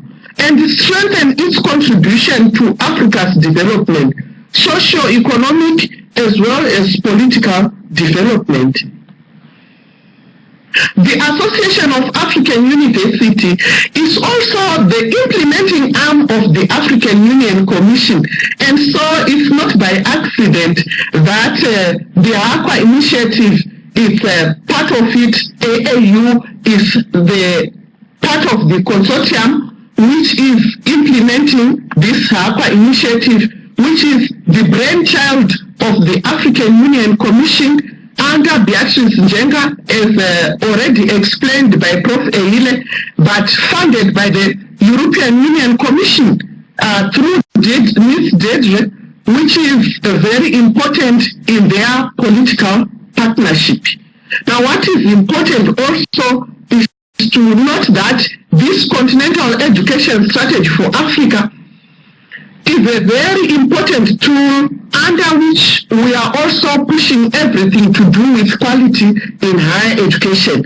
But at the end, when you get the sharings of these webinar presentations, we will make sure that the important documents are also attached together in your emails for all registered for this webinar. Now, I just want to also give a brief background of the reasons for a common African higher education quality assurance framework, which we are all going to understand as I go deeper with the presentation. The African Union's vision for a harmonized, relevant, and globally competitive higher education system is a long-term agenda that they've had, in view of enhancing intra-Africa mobility and skills portability at institutional, regional, national, and continental levels. And this affects both staff and students. For staff, for example, they could move from one institution to another. Maybe they were promoted in one institution to become a professor, but when they move to another institution, because of different standards, maybe they are downgraded, and this is not palatable at all. For students, most of them have lost very, very good scholarships because of the absence of this common African higher education quality assurance framework, which is now being built now through the AQUA initiative phase 1 and phase 2. You will see what has been done in order to support this. Again, in the last 10 years, the number of national quality assurance agencies has more than trebled, but the common language is still missing. And this becomes a cause for concern for all who are concerned with this intra-Africa mobility and the way that we should move with our standards in universities, African universities, and national quality assurance agencies. So I'm introducing a new term here. We need to implement the Pan-African Quality Assurance Framework under the AQUA initiative. We started it under the AQUA initiative 1 in order to create stronger links across the regions and language groups and the topic of quality assurance. Though much work is still to be done, a lot has been done during the AQUA phase 1 through some common courses on understanding quality assurance in Africa, also through the creation of the African standards and guidelines, through the AQRM institutional evaluations, and more is coming for your understanding during the course of this presentation. Now, what is the Pan-African Quality Assurance and Accreditation Framework, which is PAQAF? PAQAF is an African Union politically endorsed framework that consists of several action lines and tools. Now, what does it tell you? It tells you that this thing is owned by every African country. The ministers of higher education then, alongside the AAU and African Union Commission summits, has been meeting. And this is where these ideas of having a common quality assurance framework came into being. So it takes us back into 1981 with the Arusha Convention. The Arusha Convention was signed by more than 30 African countries, where they agreed that there was a problem of the recognition of qualifications, which then prevented this intra-Africa mobility of both staff and students. And it was realized that it was compromising education and the exchange of important ideas and skills from different countries and from different universities in the same country. And so it means if by 1981 they were now endorsing that they needed to seriously move on, the problem had started earlier on. Now, this Arusha Convention was not really acted upon until 2014, when we now had the Addis Convention. So in actual fact, the Addis Convention of 2014 is the former Arusha Convention. Thanks to the political partnership between the European Union Commission and the African Union Commission, because it is the one which birthed the HAQUA Initiative 1 and the HAQUA Initiative 2, where now there was a practical implementation of what has been agreed upon on the table earlier on in 1981. The African presidents in the then Organization of African Unity agreed that there was a need to recognize each other's qualifications, including degrees, diplomas, and certificates, just like what I've elucidated earlier on. So we came up with the harmonization of quality assurance and accreditation, which became the root and key component of what we are going to implement in the next 3 years until 2022, which we started earlier on in 2015. So we still have a long way to go, and we hope the way we had the fruits which came out of HAQUA 1, we will continue to have more fruits to benefit and work towards the harmonization of African higher education in Africa. Now, what makes up PAPAF, the Pan-African Quality Assurance Framework? As you can see from that diagram, there is a lot. And if I were to ask you, raise up your hands, those who know, we would see what we know, what we don't know, and what we are yet to benefit from these initiatives, continental initiatives, which, unless they are implemented at institutional level, we labor in vain. So thank you all for joining us for this event, because at the end of the day, together, we are going to transform our African higher education for the better. We have the African Standards and Guidelines for Quality Assurance, and I can boastfully say that this is a baby which came out of the HAQUA Phase 1. From 2016 to 2018, the consortium partners worked in order to bring about all this. The African Standards and Guidelines came out of the work of the technical working group and the advisory board which supported us under the coordination of University of Barcelona then, with ENQA, the Network of Quality Assurance in Europe, the Association of African Universities, DAAD, which is the academic exchange. Please forgive me for failing to put it in full. We also had the European University Association.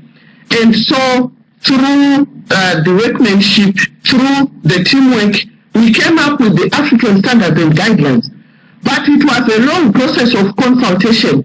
Ownership for African universities and national accreditation bodies is there, because we incorporated about 44 quality assurance agencies in Africa. And we also had wide consultation with vice chancellors, with key people in higher education in several meetings which were held in different African countries. And so this is a truly African child for real, and we need to embrace it and make use of it. Because for the mapping exercise which we started with, we took all the quality assurance standards and guidelines which were being used in universities and which are currently in use, which are accreditation bodies, the councils for higher education and the commissions of higher education throughout the continent. So we did not do it alone. The AQRM for institutional evaluation, I will talk more about this later on, but it's part of the main presentation that we are having now. That's why I said I will deliberate more on it later on. We also have capacity building trainings, which we did, I've explained already. We now have the African Continental Qualifications Framework, which we are going to pursue in phase 2. The African Credit Accumulation and Transfer System, this one has been done under our sister initiative, which is called Tuning Africa. And already there was Tuning Africa 1 and Tuning Africa 2.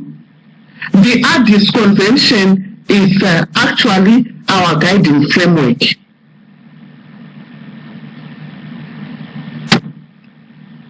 Moving on, as I have already explained, in APA 1, those are the partners who worked in a consortium to come up with what I've already explained to you.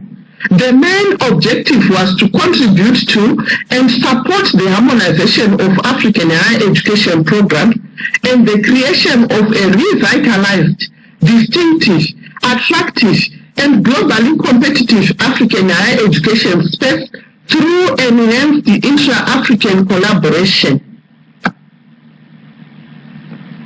The APA 1 aimed also to have the development of a harmonized Pan-African quality assurance and accreditation system at institutional, national, regional, and continental levels. And surely, I can say that we managed a lot as a consortium. We managed to also have the credit system, particularly in Southern Africa. And we also moved to check the same in the Arab network, North Africa, West Africa, East Africa, and Central Africa. But still, a lot of work remains to be done because definitely we couldn't reach everyone during APA phase 1. I've explained a bit that this EU service contract will run, started running 2019 and it will run up to 2022. Once again, thank you to the financial support from the European Union Commission through DEDRI, and also thank you to the African Union for the brainchild of this APA initiative. We are now building upon and scaling up and promoting the results of APA 1. So the main activities are to do with more dissemination of the African standards and guidelines. Initially, we did 15 institutions, AQRM, 3 in each region, but you can see that it was just a drop in an ocean. And this time around, we are going to have more than 100 if possible. But this is the reason why also we are saying thank you to those who are now sharing this platform with us as we try to share knowledge and information as well as the skills to do with what we are going to do in APA phase 2. Our implementing team this time around is going to be made up of Obriel Global Observatory as the coordinator, the Association of African Universities, the German Academic Exchange, and the European Network for Quality Assurance. we have gone a step further this time around to have MOUs signed with our regional partners and organizations like CAMES to represent the Francophone Africa, IUCEA, Inter-University Community of East Africa, the NACA for Egypt and North Africa and the Arab region, the SAQUAN, which is the Quality Assurance Network for Southern Africa, SARUA, which is for the network of Southern African universities under the SADC, CNAC. This is particularly for the Portuguese-speaking Lusophone, and it's based in Mozambique. And the strategy really is to make sure that we scale up and increase the grassroots reach out, because without these regional and national networks, it will be very difficult to start from the continental level to reach everyone in different countries in the 5 higher education regions of Africa. So this is an improvement of what we did during the AQUA Phase 1.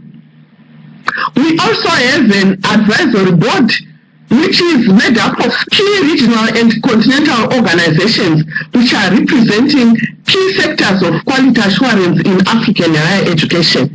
And so last time they did a sterling job in advising the way to go, and we still hope the same. We also have, together with the advisory board, a supporting technical working group, and the last one also did a sterling job, and we hope we will continue to have good results from them. Now, what are the objectives of AQUA Phase 2? As you can see from my slides, we have the main objective, which continues to be the improvement of quality and harmonization of African higher education in order to support staff and student mobility. And this is very key and important, because the whole exercise is so that we have an enhanced platform, an enhanced channel of transfer of skills and knowledge of our students also being able to go and study anywhere in the continent and actually outside the continent in order to get new skills and knowledge that can also come and enrich African countries. We aim to develop the quality culture. We tried, but we need to do more. And this AQRM which we are talking about today is one tool that enhances and enables at institutional level to have the cultivation of the quality culture in the universities. You will see the different areas that it will help you to work on in order to improve, for example, in research, teaching, curriculum development, and much more. We also have to improve our capacities in quality assurance agencies, and the African standards and guidelines are very good in the sense that they are divided into 3 parts: Section A, Section B, Section C, internal quality assurance, external quality assurance, and also quality assurance for the national quality assurance agencies. I know this time around universities are going to be very happy to realize that through the AQUA initiative, now the question who will police the policeman is going to be responded to, because the Part C of the guidelines actually caters for that. We want to check and see what are the quality assurance agencies doing, what are they doing right, what are they not doing right, how can we help and support them to do better. And also, we have the capacities of African Union in implementing the Pan-African Quality Assurance and Accreditation framework. And this is the whole essence also of everything that we need to put together. We need to implement everything which has been spelled out under the Pan-African Quality Assurance and Accreditation framework.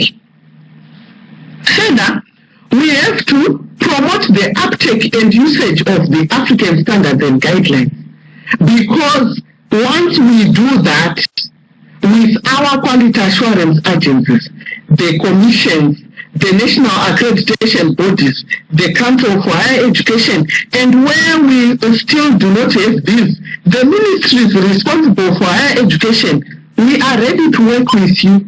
But what I'm also happy to say is that I already know of some countries which have already taken on board the AQRM and the African standards and guidelines into what they used to do accreditation of institutions. For example, the Ghana National Accreditation Board. And we congratulate you for that. We want to further promote the AQRM in conjunction with the ASG as an African tool for institutional quality assessment and evaluation, as well as institutional quality improvement. And that way, we build the quality culture in our institutions. You know, where we have the quality culture, we don't have many challenges of policing people. Like people complain many times that we are being policed. No, we say quality is doing right when no one is looking. And where we have the quality culture, we have a lot of this. People just doing the right things with nobody monitoring and checking on them.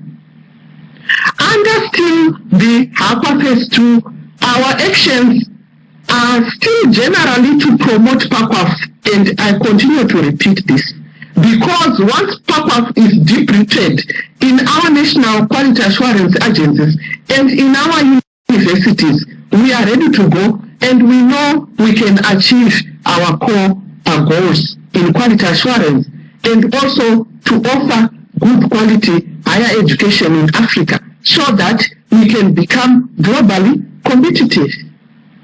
The continuation of continental training courses is on board on quality assurance in Africa with regional dimensions and regional chapters, but we will still continue to train at national level like we did in Aqua 1, where we took the heads of the national quality assurance agencies to also see what was happening in other countries like Belgium and Germany. As we know, the German academic exchange is very active and highly active in quality assurance. Online promotional tools and media campaigns. Watch our space. We are going to give you the links and you will not get lost. You will never regret why you also attended this webinar and many more activities under the Aqua initiatives which are yet to come. Further investment in our ambassadors. Who are our ambassadors for the Aqua initiative? They are those people whom we took from the national quality assurance agencies, more than 44 in the Aqua Phase 1, to train them on the common understanding of quality assurance. They were also with us in the past to develop the African standards and guidelines. They were also in the past with us to implement the African quality rating mechanism. And we thank you. We continue to move along with you, and we still count on your support and our workmanship during our Phase 2. We continue with our actions. We want to seek more synergies with other donors and partners in this field. This is the only way we can continue to scale up, to continue to have more and more AQRMs. Under normal circumstances, we realized that to undertake the full process of an AQRM institutional assessment and evaluation, it would need like more than $10,000 US.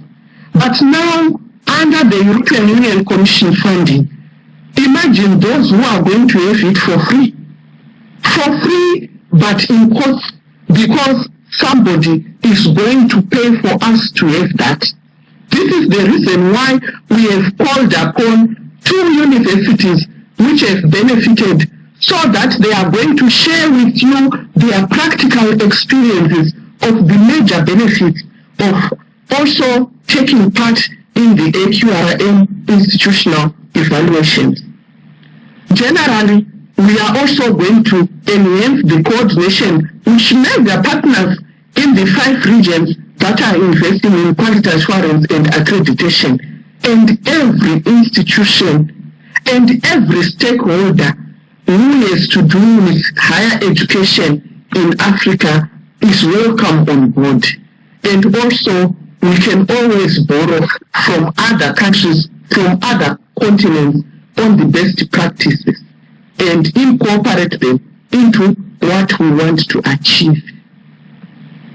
Supporting the sub-clusters of the higher education cluster, the Continental Education Strategy for Africa. How many know of it? I don't know. We need to know. We need to read about the Continental Education Strategy for Africa. But so far, we had up to 13 clusters.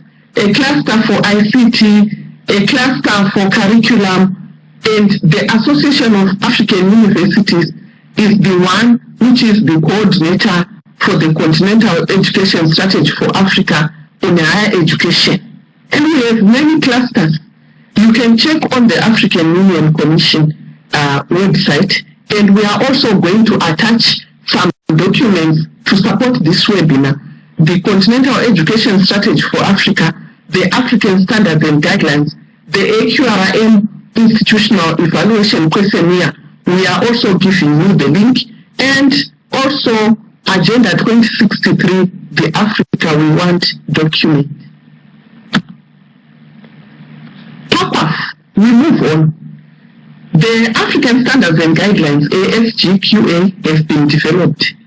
And it's good news that for what I was saying, policing the policemen, in APA phase 1, we managed to do some pilots with voluntary quality assurance agencies. I know the Mozambique one, I know the Egypt one, I know Zimbabwe.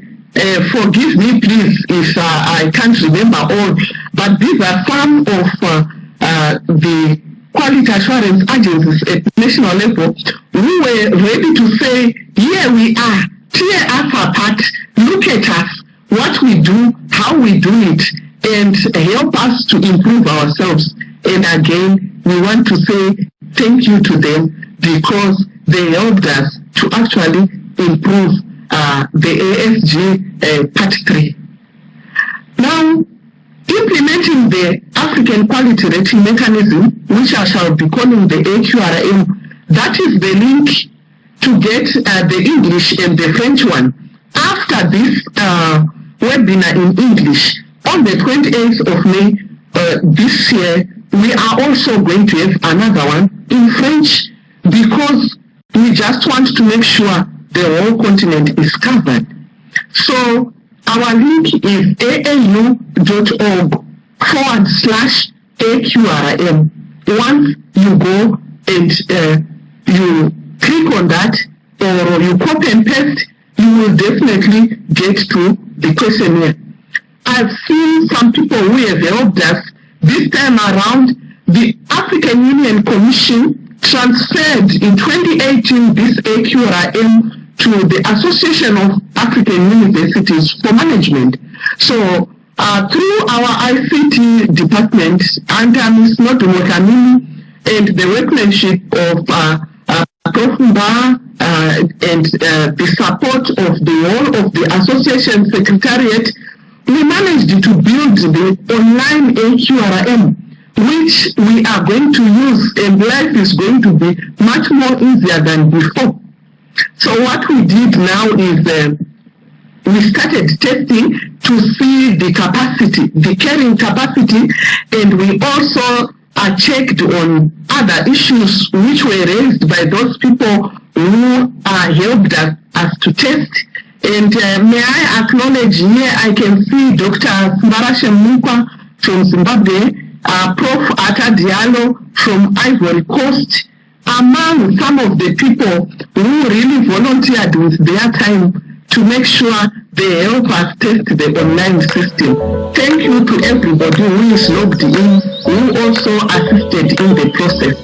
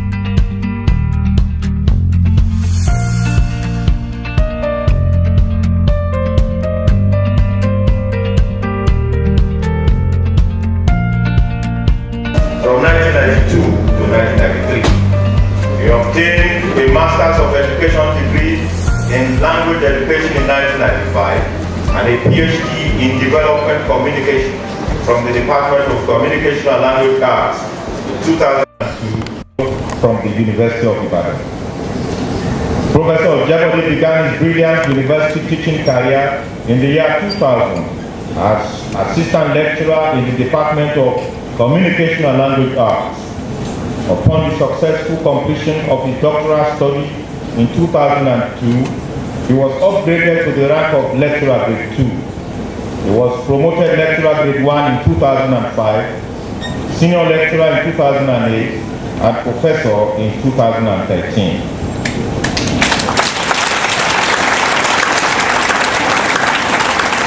Professor Ojebode has served the University of Ibadan in many capacities. He was acting head, Department of Communication and Language Arts from 2011 to 2016, and head from 2016 to date. Before then, he had served as the postgraduate coordinator and level advisor for several years. He has served as member or chair of many committees and boards in the university, including Senate Publications Committee, Appointments and Promotion Panels of Kenneth D.K. Library. He is the chair of the Publicity Subcommittee of Central UI at 70 Committee and chair of the Postgraduate College UI at 70 Committee. Professor Ojebode has served as chair of editorial board or as editor for a number of journals. He has been the board member or reviewer for some 20 internationally recognized journals. He has 65 academic publications and more than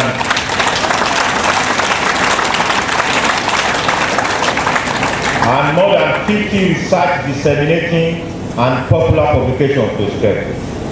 He has successfully supervised 10 PhD theses and many master's degree dissertations. He has served as co-supervisor for masters and doctoral students at the University of Leiden, the Netherlands, and as external examiner and or assessor to universities in the United States, South Africa, Ghana, and 10 universities in Nigeria. Professor Ojebode was a visiting scholar or researcher at the Center for Research on Inequality, Human Security and Ethnicity, CRIS, University of Oxford, United Kingdom in 2007, College of Communication, Pennsylvania State University, the United States of America in 2008, African Studies Center, University of Leiden in 2010, the Netherlands Institute for Advanced Studies in Humanities and Social Sciences 2011. He has received research grants from many funding agencies, including at the Page Center at the Pennsylvania State University, USA, Degrees in the University of Oxford, Practical Action Consulting in the United Kingdom, and Partnership for African Social and Governance Research, FASGA, in Kenya.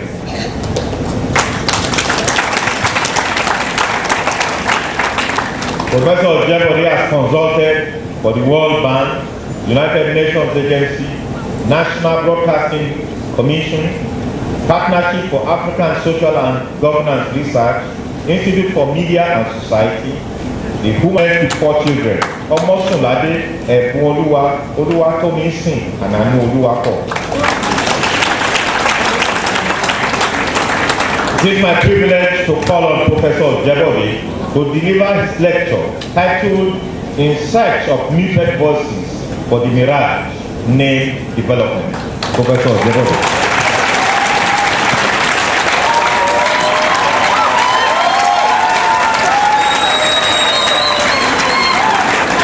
Vice Chancellor,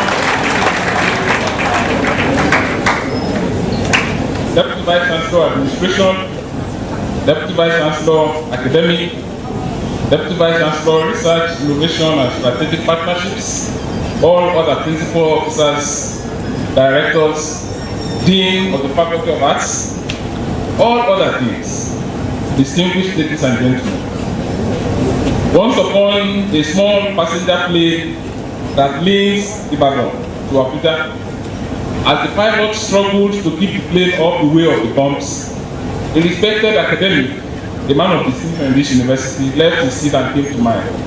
He patted me lightly on the back and his signature tune called out, "Aburo." Following the exchange of pleasantries, he told me of an issue that was bothering him. He had been at a meeting where the secretary had committed an embarrassing language error in the minutes of meeting. Yet when he, the professor, attempted to correct the minutes of the meeting, the secretary went on the long expose of his curriculum vitae, telling the meeting that he was trained in the United Kingdom as a chartered secretary and had worked as secretary at some of the best multinationals in the world with decades of excellent work experience. And what did you say, sir? I asked the professor. Aburo. I had to keep quiet. By the time he finished reciting his achievements, there was nothing else I could say, the professor told me. Throughout the rest of that bumpy flight and long after, I kept musing on that short conversation and the ways it spoke to my scholarship and research. I thought of many different obvious ways by which people's voices are muted. For instance, when I was in secondary school, the best way to mute some people's voices for the whole day was to declare vernacular speaking in this class is prohibited. I also wondered about the many subtle ways in which voices are muted. An unfriended look or shrug or even silence sometimes serves to mute voices. I thought about the pervasiveness of the art of silencing or muting the voices of the other person. Don't we see it every day, everywhere? A man brushes another man's car with peace and what follows, especially in Lagos. One says, "Do you know who I am?" The other replies, "Do you know who I am too?" One says, "Do you know I can call the DPO of Koniland police station for you right now?" The other says, "Do you know I can call the GOC of Olegan Barracks for you right now?" Each tries to frighten the other by calling out yet a bigger name until they get right up to Aso Rock. In fact, in Ibadan one day, a pair of runners surpassed their Lagos counterparts in an Ibadan filling station when one said, "Do you know I can curse you right now from heaven and you be cursed forever?" And the other replied, "Do you know I can call down the Holy Ghost fire right now and you will be burned to ashes?"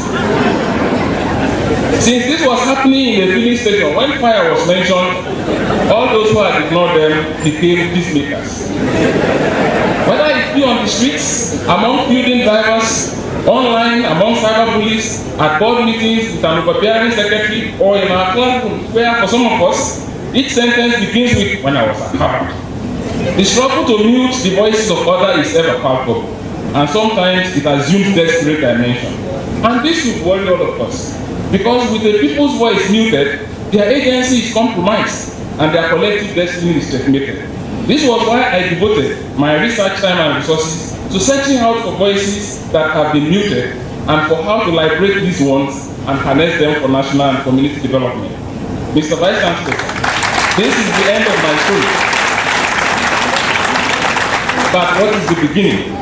I grew up in a rural area with parents who did not have Western education and could neither write nor read. We did not have a television set, pipe-on water, or modern toilet facilities. As kids, if we were not in school, our life was around the 4 F's: farm work, food, fight, or fun. Yet we were free and happy. As a matter of fact, each time we had such words as poor or talaka, poor people or talaka, we wondered whom those terms referred to. We knew for sure it could never have been to us, but we were too happy to think of ourselves as poor. All of that naive innocence disappeared gradually as I became educated. I began undergraduate education in 1988 in Dr. University, Ife. By then, although the cracks in the USSR were already visible and the breakup was imminent, left-wing lecturers still had great following and audiences at symposia and public lectures. At Ife, ideology-driven public lectures and symposia were a staple. In the classrooms, I learned literary criticisms from Dr. Wale Okudele, who dwelt more on Marxist literary theory than all the other theories put together. About the same time, Dr. M.E.M. Kolawole demystified poetry and gave us a good dose of rationalist poetic battles with poverty, oppression, and inequality.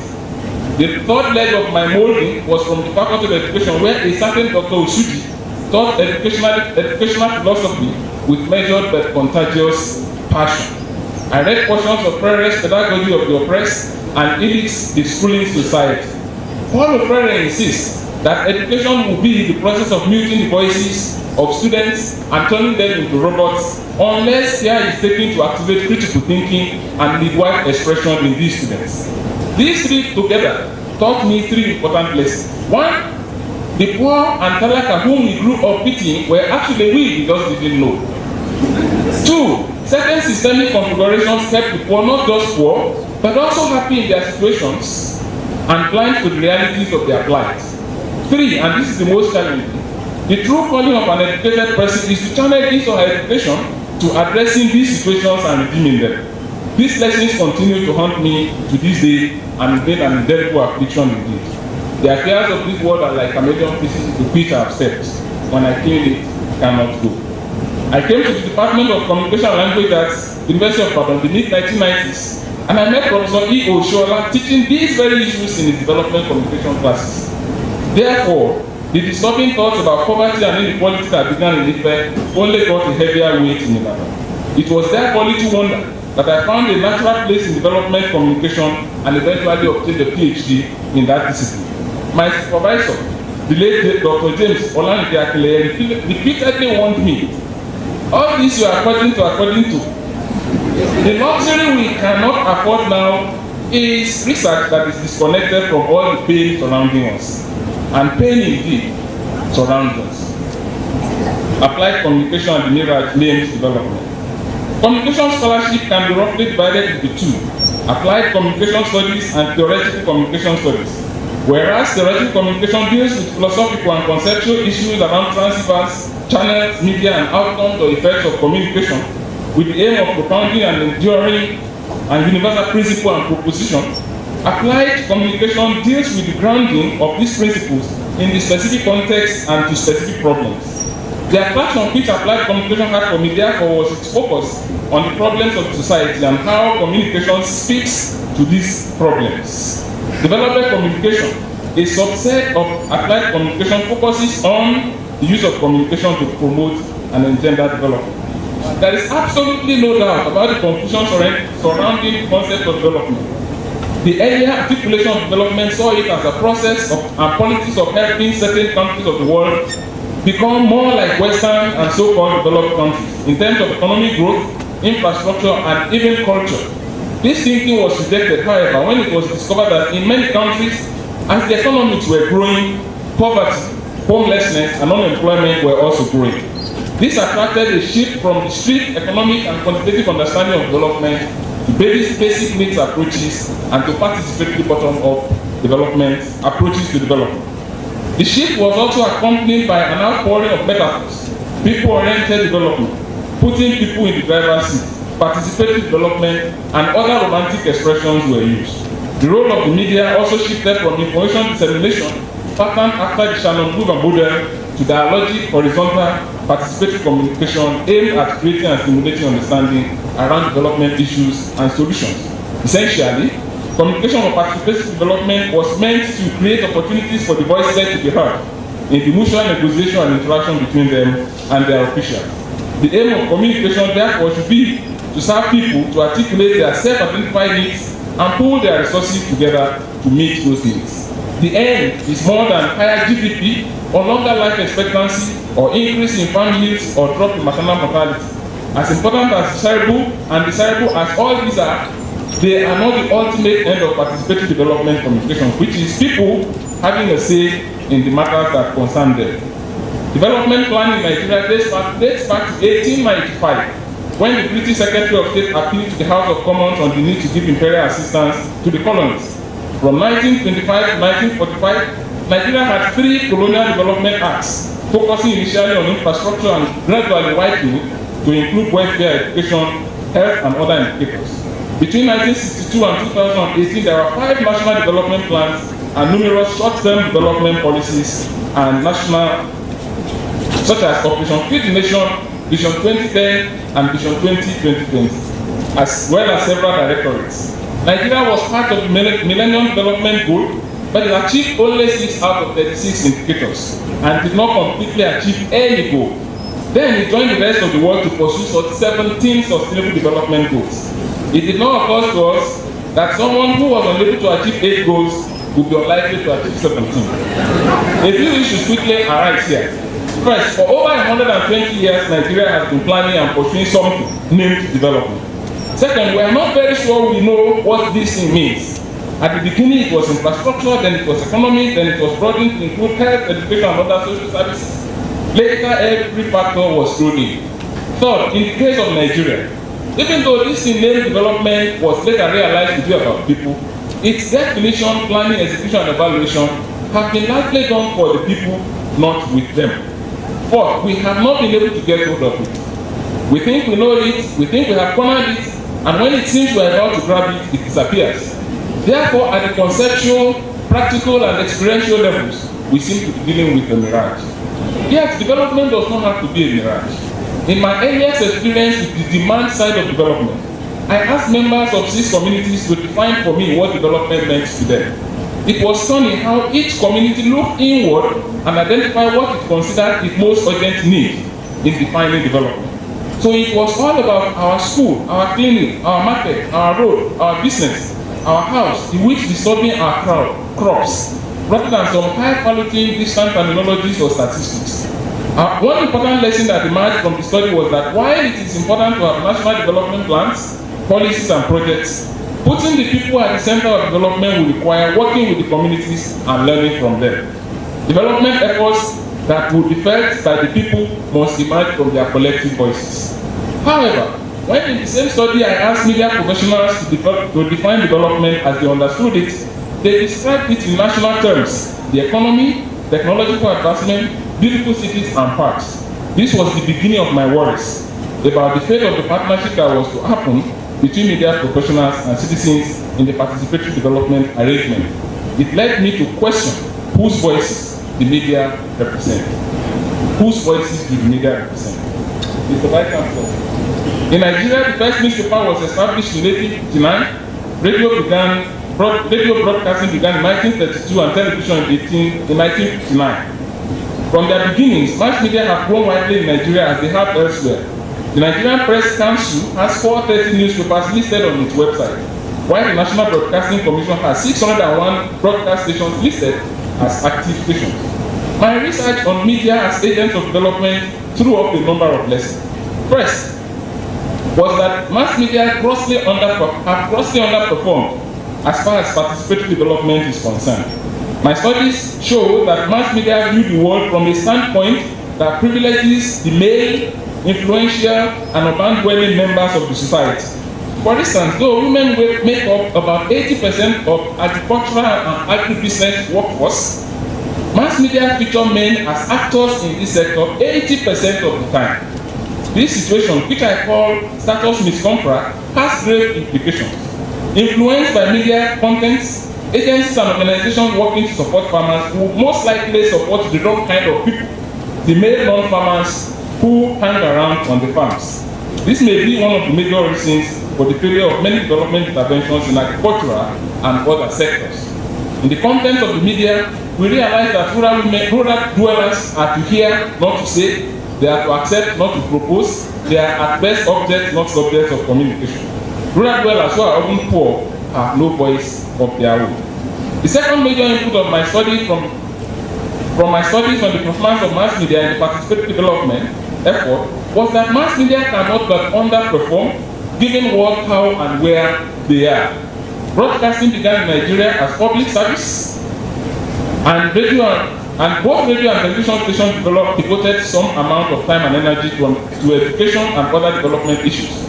With the deregulation of broadcasting in 1992, however, there was a rush and competition for funds among broadcast stations. Government stations received matching orders to begin to generate revenue through advertisements and other means. Within a short time, the true colors of these stations as business ventures became very clear.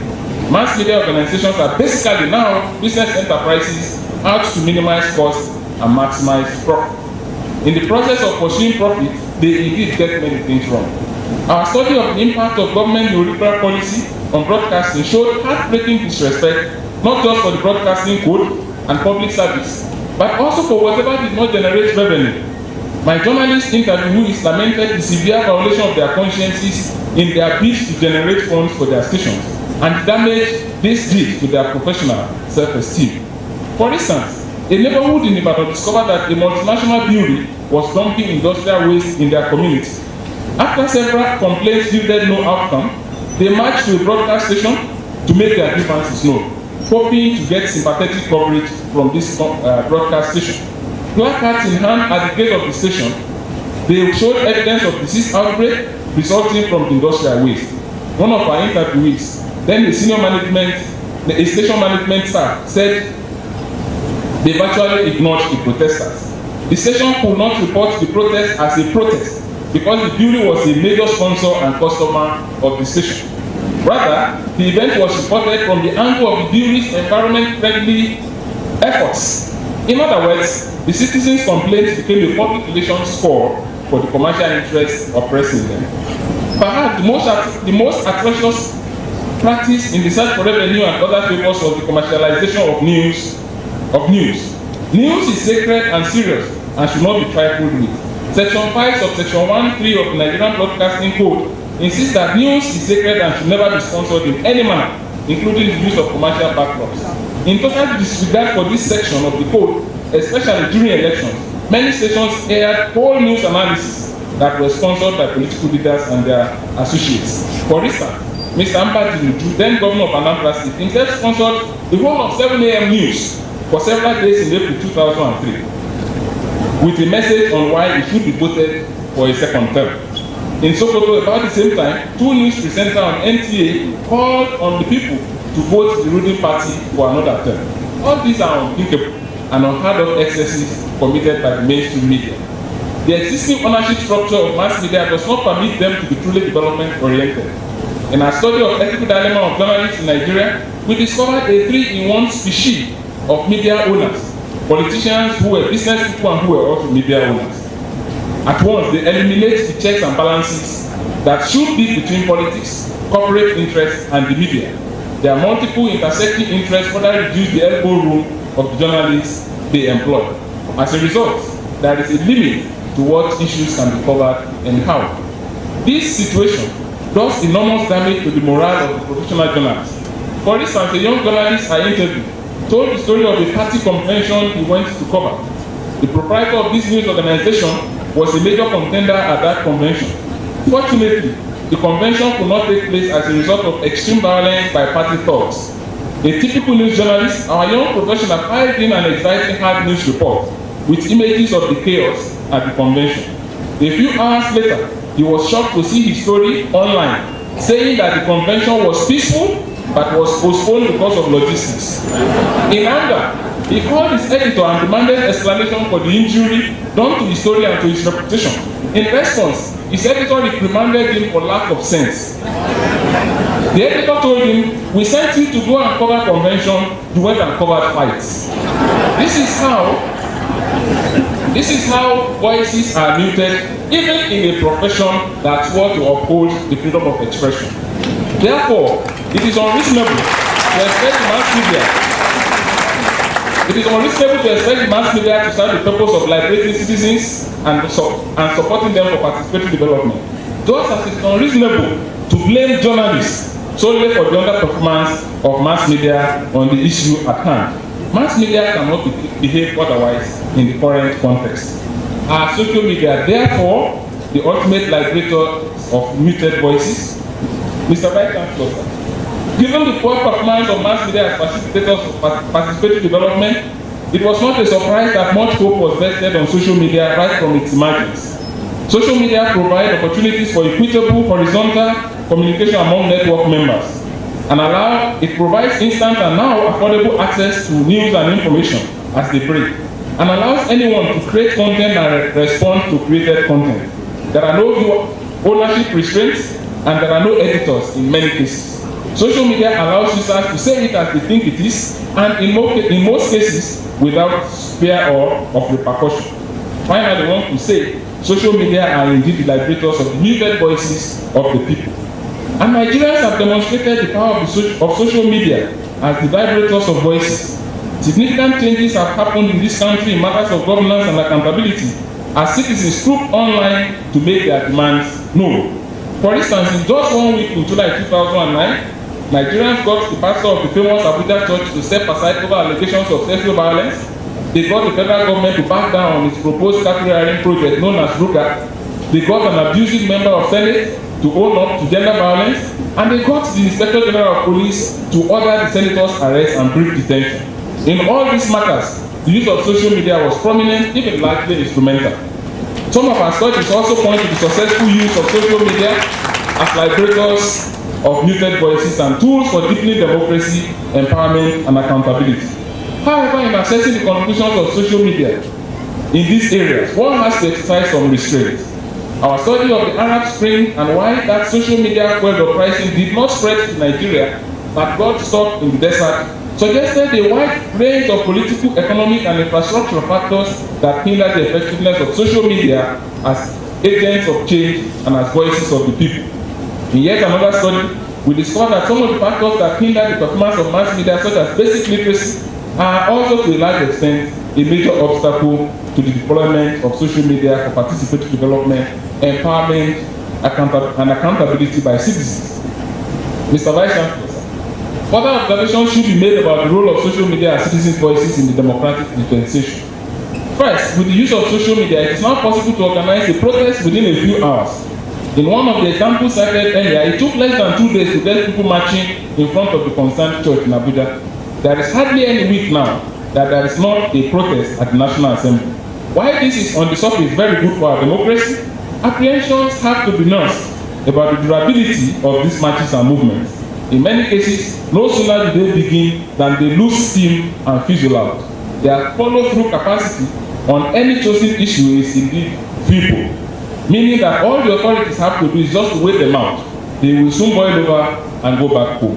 As a media tracking of the interaction analysis show, even the most resilient of such protests, which is the Bring Back Our Guest movement, is gradually petering out.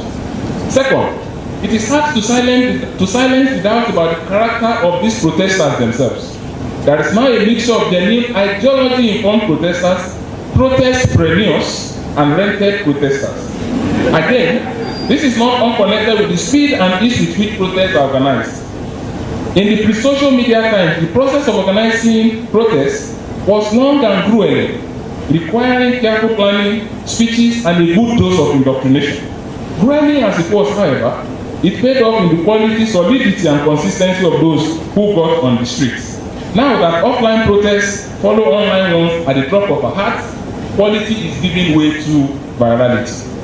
Third, why does the Nigerian government seem to act quickly in certain situations and accede to certain demands but not to others, despite equally vociferous online and offline protests?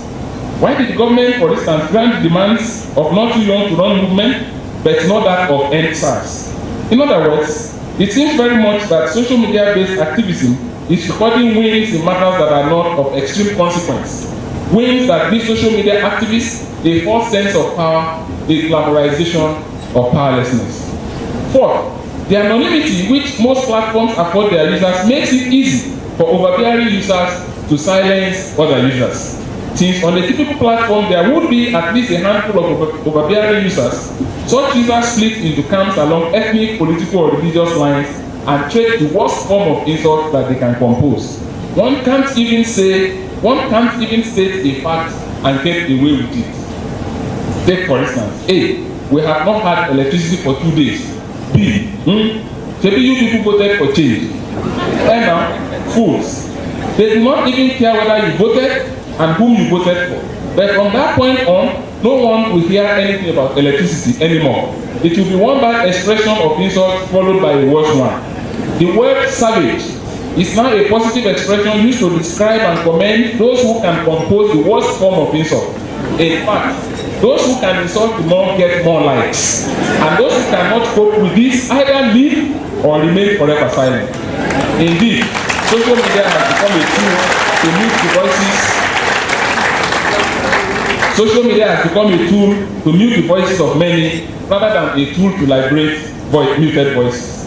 Why would a set of poor and cheated people form a WhatsApp group, then probably borrow money to subscribe to data, but instead of advancing their collective interests as a group of the poor, fight each other in defense of those who are robbing them? Frere is sadly right when he says those who are invaded, whatever their level, rarely go beyond the models which the invaders prescribe for them. In my view, therefore, many of what people post in these conversations are not their voices. They are the voices prescribed for them by the political and religious elites who oppress them, but who they still strive to defend. Unknown to them, their authentic voices and agency have been stolen and replaced with booksellers for those who stole them. Community radio, the scholar, and policy product. It became quite clear to me early in my career that the conventional mass media in their existing configuration could not deliver on participatory development. As a result, I began exploring opportunities for a more participatory communication approach to development. One globally recognized agent of development is community radio. Defined as a not-for-profit radio station owned and managed by a community and dedicated to development, community radio is largely protected from ownership influence and commercial interests. Since the community radio is owned and managed by a community, it lives in that community. It is indeed the type of media with the greatest likelihood to find and preserve the culture and voice of the people. However, as at the year 2000, Nigeria did not have a single community radio station. There were no provisions for it in the broadcast code and in the constitution. To make matters more complicated, in Nigeria, broadcasting is on the exclusive list. More than that, it is only the President of the Federal Republic of Nigeria that can grant a broadcast license. In the early 2000s, I found kindred in Dr. Akiakibulu of the Institute for Media and Society, Lagos, and Dr. Tunde Adebola of the African Languages Technology Initiative on Ibadan. With others, we began to raise the debate on community radio in Nigeria, supported by the World Community Radio Body known as AMAC and Palos Institute West Africa. IMS, Institute for Media and Society, organized community radio awareness campaigns in Bauchi, Enugu, Ibadan, and Kaduna, where we sensitize community-based organizations, academia, journalists, civil society, and others on the nature and importance of community radio. My role was largely to provide academic and other evidence as fodder for discussions at these meetings. Such included my publications with Dr. Tunde Adebola on titled Engaging Development, Environment and Content of Radio Broadcasting in Nigeria, and another titled Self-Development-Oriented Broadcasting. We faced immediate opposition from government officials and government agencies and politicians who insisted that radio in the hands of the community would become a tool for quelling ethnic and religious violence. An official once confronted us, "Can you imagine radio in the hands of Niger Delta militants?" You people will set this country on fire. It seemed as if the voice of the people at the grassroots is terror to those in authority. Therefore, that voice, they insist, must by all means be muted. In 2005, we inaugurated the Nigeria Community Radio Coalition at the conference, and that coalition became the masthead for the campaign for a community radio in Nigeria. The coalition asked the government to establish a different broadcasting tier and licensing regime for community radio. In fact, the coalition asked that radio licenses be given to communities either free or at a little cost. At that time, it cost about 5 million naira to obtain a non-urban radio license. Our reasoning was that if communities were asked to bring such money, most of them would not be able to afford it. But then they would go cap in hand to rich people and politicians who would give them the money but then pocket their radio. So we insisted on a separate licensing regime for community radio in Nigeria. Our first major breakthrough was in 2006 when the Honorable Minister of Information, Mr. Frank Nweke, informed the coalition of government readiness to enact a community radio policy for Nigeria. We jumped at this opportunity and ensured that members of the Nigerian Community Radio Coalition were in the policy drafting committee. In fact, we smuggled in the patron of the coalition to head that committee. We recruited about 20 community development associations from across Nigeria and began manpower development workshops for their representatives. Community representatives were sent out also on a study tour of West African countries to observe how community radio works and what it accomplished. About this time, I wrote Doing Community Radio, a toolkit for Nigerian communities, a book that was published and distributed free by IMS and which was immediately adopted in several community radio stations outside Nigeria. With assurances from our colleagues and sympathizers in the Ministry of Information and related government agencies, we thought we were close to getting community radio licenses to the communities. Then came the shock. In 2006, the federal government released 6 licenses to campus radio stations. Within a few months, the licenses became 27. While the coalition rejoiced at the further diversification of the broadcast sector, it insisted that a campus radio station was not a community radio station. The National Broadcasting Commission then told us, can call them campus community radio. But we insisted that the campus radio station belonged to an organization and is funded by that organization and is run by employees who are on salary. It is totally under the authority of the Vice Chancellor, who is appointed by an individual known as the visitor. And Vice Chancellors and visitors can be very powerful. On the other hand, the community radio station is owned by a trust known as a community development association. It is run by volunteers and is accountable to that association, not to an individual. Again, the burden of providing an academic basis and evidence for this argumentation fell on me. All the same, the coalition embraced campus radio stations and began empowering them in different aspects of broadcasting. In line with that, with patience connected to my first PhD student and Dr. Tunde Adebola, I wrote audience research methods for Nigerian campus radio, funded by IMS and distributed free. While on the one hand, we were strengthening the campus radio stations, on the other hand, we kept up the demand for real community radio stations. The draft national community radio policy was still at the presidency when the president's term expired in 2007. The Minister of Information and other appointees were replaced by new ones when the new president assumed office. Thus, we lost a minister and other sympathizers who had understood the need for community radio and had become committed to its establishment. As a result, we had to start the advocacy for community radio afresh. Many partners and community organizations were discouraged, and some threatened to begin broadcasting without a license.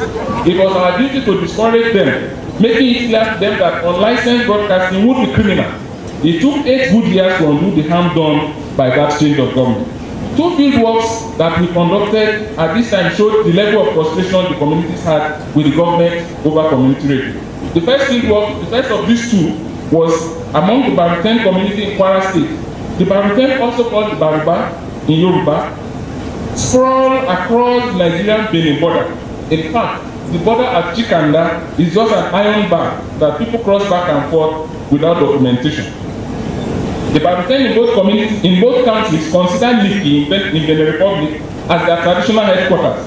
While the Nigerian government kept on dilly-dallying about community radio in Nigeria, the Baruten simply crossed the border to Lekki in the Republic of Benin and established their own radio station. Our analysis showed that more than 2/3 of the money spent in running the radio station in Benin Republic, more than 2/3 of the money spent in running that station came from the Nigerian Baruten, who were wealthier than their Beninese key. What was more, each time the chairman of Baruten local government area wanted to address his constituency, which was of course in Nigeria, he would simply travel to the Republic and use the Baruten community radio in Lekki to address the people in Nigeria. The second field work was in another border split community, the Oyeketi community, which is half Ogun and half in Benin Republic. In this community, we met people who were Nigerians in their place of work, the Beninese in their residential building, each within meters of the other. In fact, one of my friends stood in Benin Republic and the other friend stood in Nigeria, and they shook hands across the border. The Oye of Oyeketi captured the meaninglessness of African borders in these words. He says, the white man divided the land, but he could not divide the people. Therefore, the Oyeketi community wanted a community radio station that would serve their community across the border. They made a building ready for their station, began to mobilize funds for equipment, and even compiled ideas for the contents of their community radio. Their enthusiasm was, however, badly damaged beyond repairs when Nigeria government dashed the hopes of community radio licensing in 2006. Now, the people of the community have turned their attention to support to allocate to FM, a community radio located in the Benin Republic. Again, Nigeria's loss is Benin's scale. As part of that keeping hope alive, in 2012, my department and the Nigerian Community Radio Coalition, or I and IMS, organized an international conference on community media, attended by academics and community radio enthusiasts from many countries. The conference, which took place on this campus, further fueled interest in community radio and in its advocacy. About this time, working on contributions from within and outside Africa, I edited a book volume on community media, giving pride of place to community radio specifically. And I also co-authored research for community radio and advocacy and capacity building in Nigeria with my second PhD student, Dr. Raphael Ojebuyi. In May 2015, President Goodluck Ebele Jonathan finally granted licenses to 17 pilot community radio stations across the nation. The first station to begin transmission was Lagoon Community Radio in Kutigi, Niger State. 4 others quickly followed. Akpa Community Radio in Ojubeme State, Ejulele Community Radio in Okitipupa, Kakaki Community Radio in Ondo, and Nenzit Community Radio in Harman, Kaduna State. Some more began transmitting later. For us in the Nigerian Community Radio, therefore, President Jonathan's acceptance of his defeat in 2015 election was not the most significant expression of his commitment to democratic ideals. For us, the most significant expression was his release of licenses to the most democratic tier of broadcast community radio. Mr. Vice Chancellor, on 17th July 2015, we woke up to hear Emi Radio Yan Jeman Lavush Bere Zagwabagi, meaning this is the radio of the Lavon people, voice of the poor. That day, I hid. We have finally found one of the muted voices. Although these stations are working under severe technical and financial strains, they are making remarkable impact.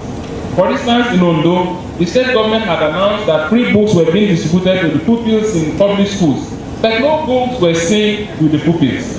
Then Babatunde Faye of Ejulele Community Radio began to ask critical questions and ended up dealing with this issue on his program, Odidere. Within days of the program, books suddenly appeared in the store and were distributed to the pupils. This was not a mere coincidence. At Lagoon Community Radio in Kutigi, Mustafa Ahmed reported using critical investigative skills learned from IMS to hold local government accountable over a vandalized government bulldozer parked in a remote village. The vehicle had been sent to repair a road that was washed away and had cut off several villages from civilization. Somewhere in the bush, the driver and the contractor parked the bulldozer, removed biker parts, and disappeared. But instead of investigating this and repairing the bulldozer, the local government started hiring another bulldozer and paying exorbitantly. When Mustafa and his Lagoon Radio team would not keep quiet about this scam, the local government took action on it. The vandals were arrested and made to repair the bulldozer. Within weeks, The abandoned roads were graded, road was graded, and hundreds of villagers were able to bring their produce to the market once again. Mr. Vice Chancellor, can we now see why some people solidly oppose the idea of community radio in Nigeria for those many years? In each of these community radio stations, we hear stories of radio being used to hold government accountable, to subvert evil, and to give voice to those who have never been harmed. The brilliant performance of these stations, despite severe constraints, probably explains the decision of the Muhammadu Buhari administration to license even more community radio stations. In November 2018, the government granted licenses to 24 community radio stations in communities. The Nigerian Community Radio Coalition has again sworn into action by serving and empowering these new entrants into the community radio family.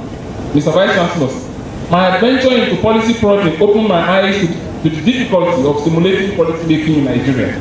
It is easier to see the Almighty God and have word with Him than it is to see and have a word with a Nigerian politician who is in office. I learned resilience, teamwork, and smart work. I learned that as scholars in our university cocoons, we are politically naive most of the time. And that explains why our policy recommendation tucked away in one small section of our heavily academic publications are a laughing stock to policymakers. I must repeat the immortal words of my late supervisor, Dr. James Lange. The luxury that we cannot afford now is research that is disconnected from all the pain that surrounds us. Yet making our research count takes a lot of effort. It actually takes pain to take pain away. The scholar who will make things happen, I learned, must get out of his or her comfort zone, learn the language of policymakers, and be ready to endure their sometimes demeaning way of treating people. He or she must work with a team and recognize the importance of policy champions and invisible allies. My undying commitment to policy and critical policy engaged research led me into other ventures post-professorial. For instance, leading other colleagues in Nigeria and with colleagues in El Salvador, we studied community-based crime prevention practices in 18 communities in Ibadan and identified the conditions under which these informal security arrangements yielded positive outcomes. Post-study evaluation showed that study has led to positive changes in the community-based security practices of some communities in Nigeria and also in Kenya.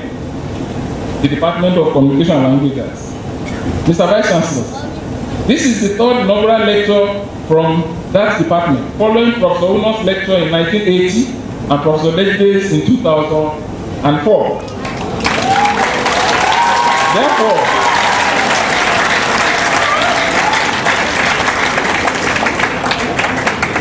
Therefore, before bringing my lecture to its sunset, permit me, Mr. Vice Chancellor, sir, to say a word on the Department of Communication and Language at the University of Ibadan. There is a lot of misunderstanding about what we do and who we are as a department.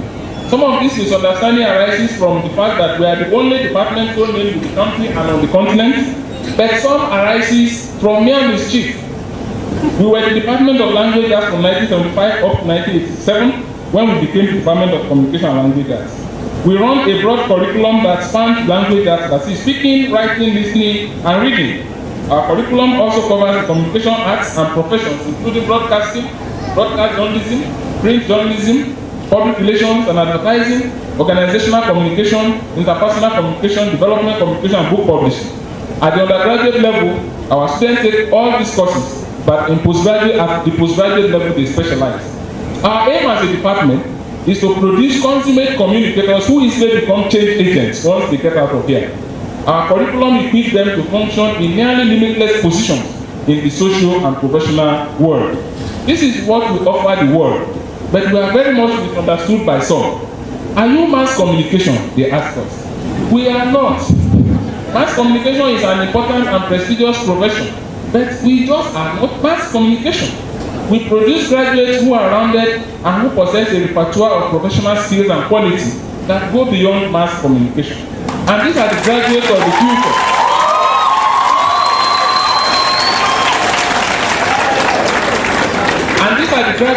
future. The era of specialist mono-skilled graduates is giving way to that of multi-skilled multitaskers, which is what our graduates are. How do you measure the strength and success of a department? It is by its products, isn't it?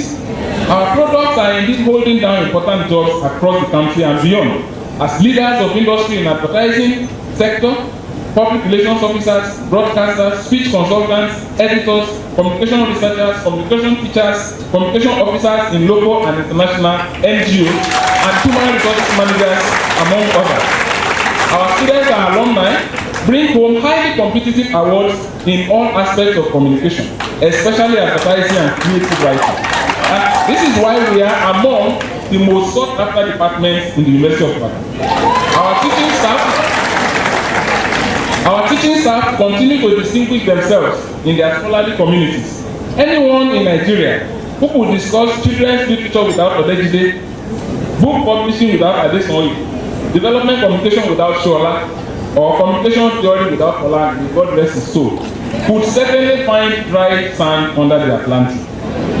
Those members of staff who are still in service have continued to keep up the great tradition of excellence that these academic pillars left for us. Importantly, there is not a viable department of mass communication or communication arts in Nigeria today without at least one product of ours holding things together there.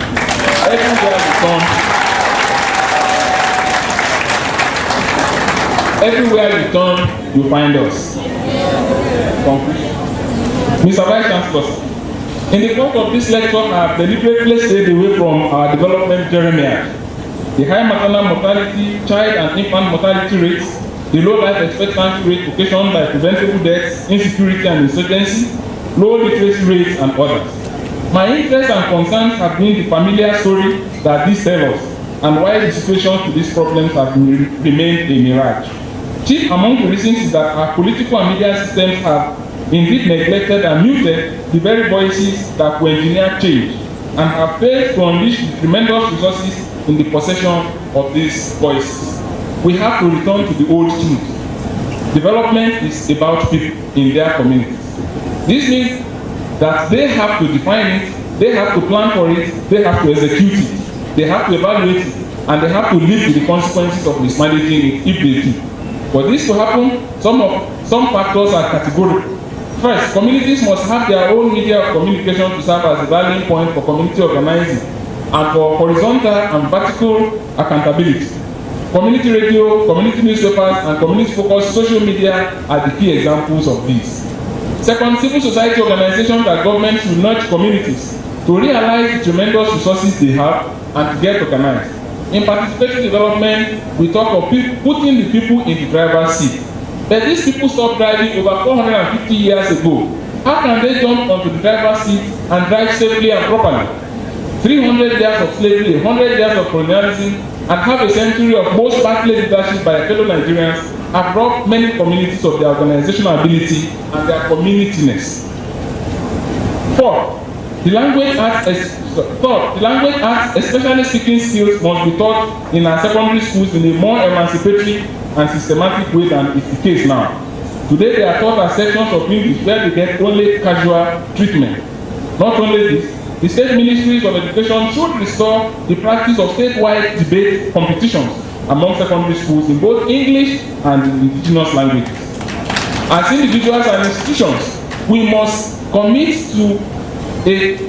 start to nurture a culture of decent debate and disagreement. When in arguments we say, listen, we really mean shut up. When we start a sentence with due respect, what follows is usually disrespectful. When indecorum creates counterproductive chaos, a disposition or pedagogy that lords over young, junior, or disadvantaged others will either turn them to yes men or attract outright rebellion. Finding muted voices and unmuting them should be our concern because it concerns the present and the future of all of us. When the voice is silenced, we are all the worse for it. Thanks and acknowledgement. My late father, I wrote on my remote everybody. He be any more tell I got a fire. I've been to the more you go. I will book again for why I didn't be anyway to Babalaide. He is dead. And my late mother, almost like Arabo or Jebodi, deserve all the commendation I can muster. They gave everything they had and willingly borrowed when they had nothing to give to ensure that I had good Western education. grateful to my brother, Chief Olaide Adisa, who with my parents saw me through school. He flogged me a lot in those days. I am indebted to Dr. James Lanide Akileye, who supervised my PhD and thus gave me my meal ticket for life. May he continue to rest in peace. Among other angels sent my way were Professor J.O. Anikolaje, who moved me on at a critical moment in my life, and late Professor Shegun Oladipo, may God rest his soul. My thanks also go to the management of our great university, who over the years have preserved an atmosphere in which thinkers thrive. My thanks go to my mentors and my lecturers in communication and languages who have transited, or who have retired, or who are still in active service. They deserve special commendation for their contributions to my career growth.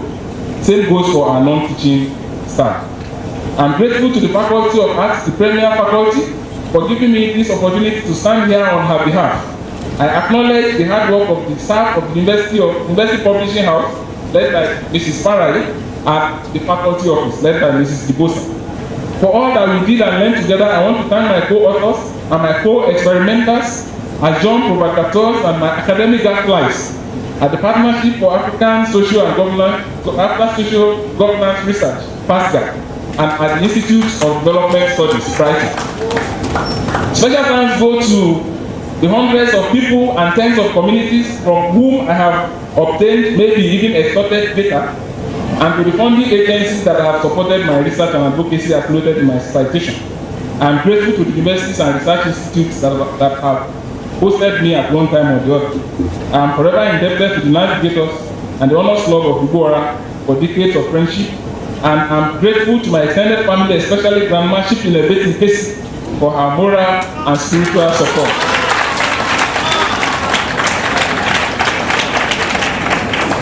I want to specially recognize the presence and thank the Olu of Ugora, the Oba of my town.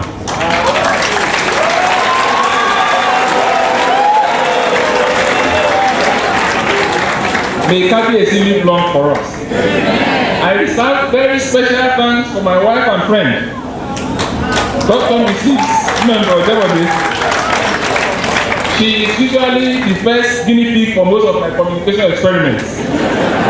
She is my strong pillar of support, indeed, a woman of immense strength and virtues. I wish to express my gratitude to our children, Omosolade, Eboluwa, Oluwatomis, and Anoluwako. A really good bunch of friends and assistants these girls have been to me. When they were younger, they asked me many times, "You are always writing about media and community and radio. When will you write something really useful?" By something really useful, they meant a storybook. I hope to write that one day. I am thankful to God Almighty and to His Son, Jesus Christ. Distinguished ladies and gentlemen, I thank you for your attention.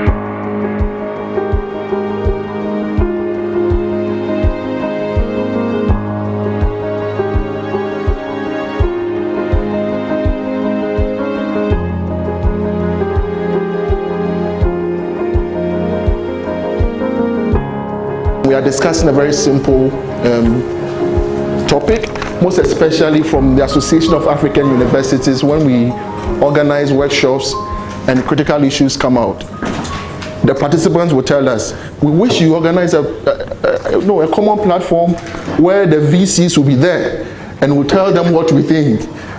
But surprisingly, when you create that platform, like what Natasha said, they all ask diplomatic questions. Because if you ask any difficult questions, you come back and meet me in the university.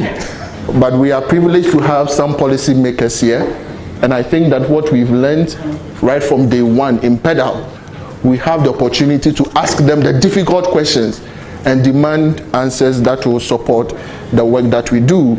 And so the first to be introduced is Dr. Julius Zwan, and he is a CEO KICD, to join us. Let's put our hands together for him. The next is Dr. Cyrus. Okay, I think I need glasses. I shouldn't worry, thank you so much. And he is also representing the Ugandan Council for Higher Education. And then we have Professor Bonaventure Rutinwa, and he's a DVC, University of Dar es Salaam. And then Professor Jonathan Babalola, and he is a provost of the College of Postgraduate Studies, University of Ibadan. Okay, so this is going to be an interactive session. I may just ask them 2-3 questions and I open the floor so that if you have burning questions and critical issues you want us to look at, we can rightly do so. All right, but I would like to start from the first one I did. There were 2 critical issues that came out, which is very much important for policymakers. I may paraphrase them, and I hope that I got them right. The first one had to do with the fact that they wanted, or we want, our university or education system to be much more flexible, and that will help us implement the very things that we are doing as PEDAL. I remember just last 2 weeks we interviewed some student interns, and they are reading IT, that is information technology. We asked them, did you write any exams on programming last semester? They said yes. How did you write it? They did programming exams on paper. Programming. I know the IT guys, for those who are, how can you do programming examination? Level 200, 300 on paper, whilst the laptops and the computers were just home, sleeping. A whole lot of things. How will we be able to have that environment, a free environment, to do examinations and critical things in the university as well? Number 2, one thing that came out strongly was that, can we give similar credit to teaching, just as we do for research in terms of promotion? I don't know if we heard it. Did we hear that one? Yes. That we need to give much more credit to teaching excellence, in as much as we want to look at research in terms of promotion.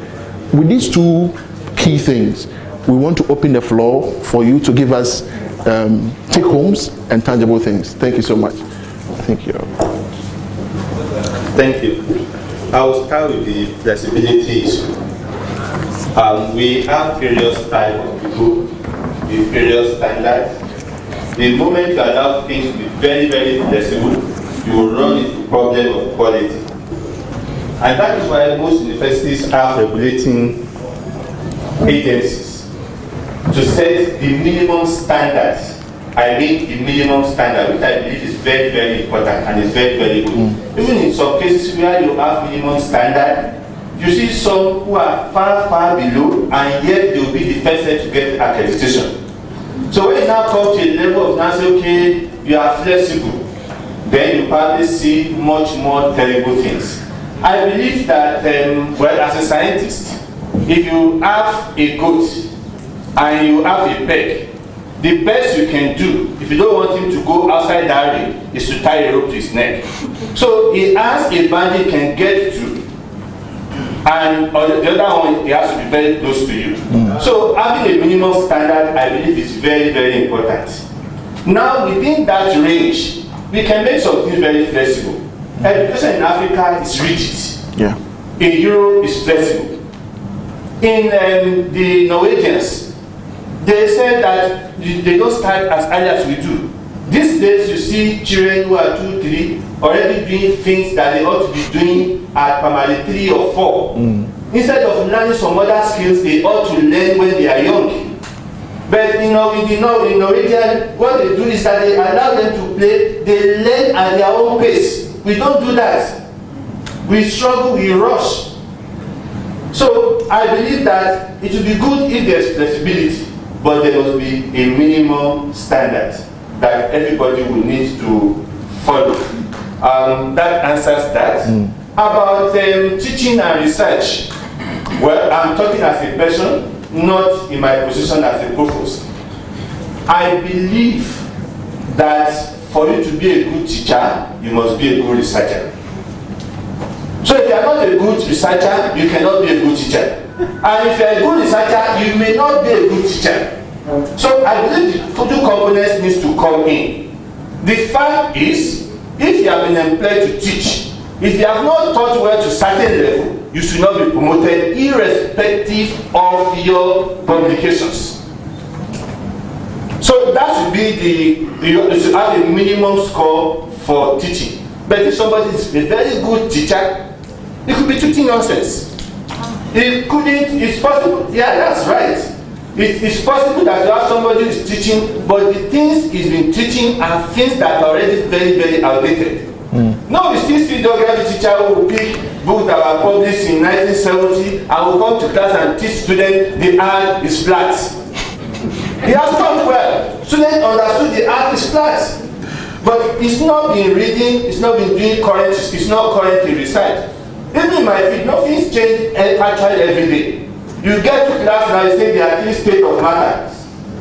No, it's now gone beyond that. We have 4. The 4th one, I'm sure many scientists are not aware because they are not current. So the reality is that teaching should be a benchmark for allowing promotion. But I think the issue of research is still very, very important. Thank you. Thank you very much. I think you raised debatable issues when you open the floor. We have a lot of people who would, so they are eager to react. But let's listen to the second speaker on the 2 premises. I don't think I understood the first question. Okay. But given that non-examination, you only answer what you have understood. Question number 2. My name is Cyrus. I do work with the National Council for Higher Education, and I do head the unit responsible for the standards. Issue number 2, I think as the National Council for Higher Education have been flexible enough. 3 areas that the university is really responsible for: teaching, research, and community service. We have noted it already. I think last year I said in Robin that when we got the benchmarks for KGD program in Uganda, we included a unit for every, doesn't matter where it was. It's a requirement in Uganda that when somebody is undertaking a KGD program, they must undergo a pedagogical skills training. That's what we have. And if you are a university from Uganda and you are here and your PhD program doesn't include this unit, you better inform me now, and I can see how we can withdraw the accreditation of the program. Then another thing arising out of the feedback we get from students. I did visit a university offering engineering in Uganda, and the students say they have excellent engineers, but they cannot deliver. This was feedback from the students. We took note of it. And now, Mr. Moderator, we are reviewing our standard on promotion of staff within the university, which is a standard, a kind of minimum standard for promotion and recruitment of lecturers, of professors. And actually we are requiring it now. Our council has already passed that pedagogy is a requirement for every person teaching within the university, starting at the level of a lecturer. We are not saying that you should not employ them, but the moment they are employed within a time like 6 months, the university, now the responsibility is to a university to ensure that this person has undergone through a pedagogical training. So it's a requirement now for National Council for Higher Education. Allow me to make mention of the promotion criteria. Yes, it is still part of the promotion criteria, but as my colleague has said it here, I have a challenge. And as a person in charge of standards, I want, and I'm actually looking for my aha moment. And this is, I've not gotten out. I attended the one in Nairobi, the one in Entebbe, and now here. And I'm giving it to you, the federal team here. Can you construct for me a criteria for promotion of academic staff within the universities? But the only thing that we have, for research, it is easy. It can easily be quantified. For teaching, 5 years of teaching. I can spend 5 years but teaching very badly.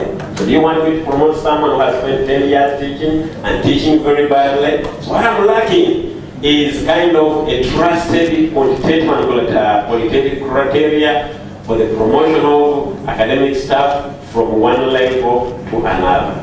If I may conclude, in Uganda we have been flexible enough to say that not only teaching, but also community engagement. So we want community engagement to inform teaching, we want research to inform teaching. We have gone away to say, if you are an engineer, you have been supervising this building, this high-level building, then this is very good. So we have given it points. The same thing that is happening, I think in Kenya. So we have given it points so that everything that you do has points for promotion. It's not only research as it used to be, but we are going into an area of trying to weight community engagement, to weigh teaching, and as well as research. We are not saying that we are taking away research. Research is part. Teaching is part, community engagement is part. And we have gone away to say, the way the engineers understand is not the same way the health professionals understand, it's not the same way the humanities people understand. We are trying to kind of segment for each one. For example, when it came to community engagement, whereas in areas like humanities, also it's not easy to engage into a project of say $1 million US, for the engineers, it is easy. So, to become a lecturer, for example, we say an engineer, one of the things that you need to have engaged in a project of $1 million US. Yet when you come to other areas, $1 million US maybe could be at the level of a professor. I beg to submit. All right. Prof, let me tweak the question in a different way so that we get another meaning. Would you suggest that perhaps maybe we have academics who are solely responsible for teaching and others also for research? Would you? Okay, I will attempt to answer that question. First of all, good evening everybody. In the interest of time, I'm not going to protocols, I will straight to the questions. This session is primarily about creating enabling environment for below. And I will talk about what the University of the Islam is doing about it before I go to the two questions. Okay. The door was rolled out last year, August, thereabouts. Since then, we have done the following things. First, we have created a coordinating institution, the chair of which is in this room. Dr. Dash, would you stand up? And then the members of that committee present. So we now have a university institution, and I must credit Beatrice for this because she kept nagging me. She even came to Dar es Salaam. After our discussion, I told her before you land in Nairobi, the committee will be in place, and it was. And here it is. Great. Secondly, and I think this must be music to Beatrice, to your ears, now the Senate of the University of Dar es Salaam has passed a policy requiring each and every member of the academic staff to undergo pedagogical training as it were. Great. And it will take place at two levels. One, upon recruitment, you will not be allowed to do activities until you have done and passed that course. But also there will be one for continuous training. So at the level of policy, we cannot go beyond that.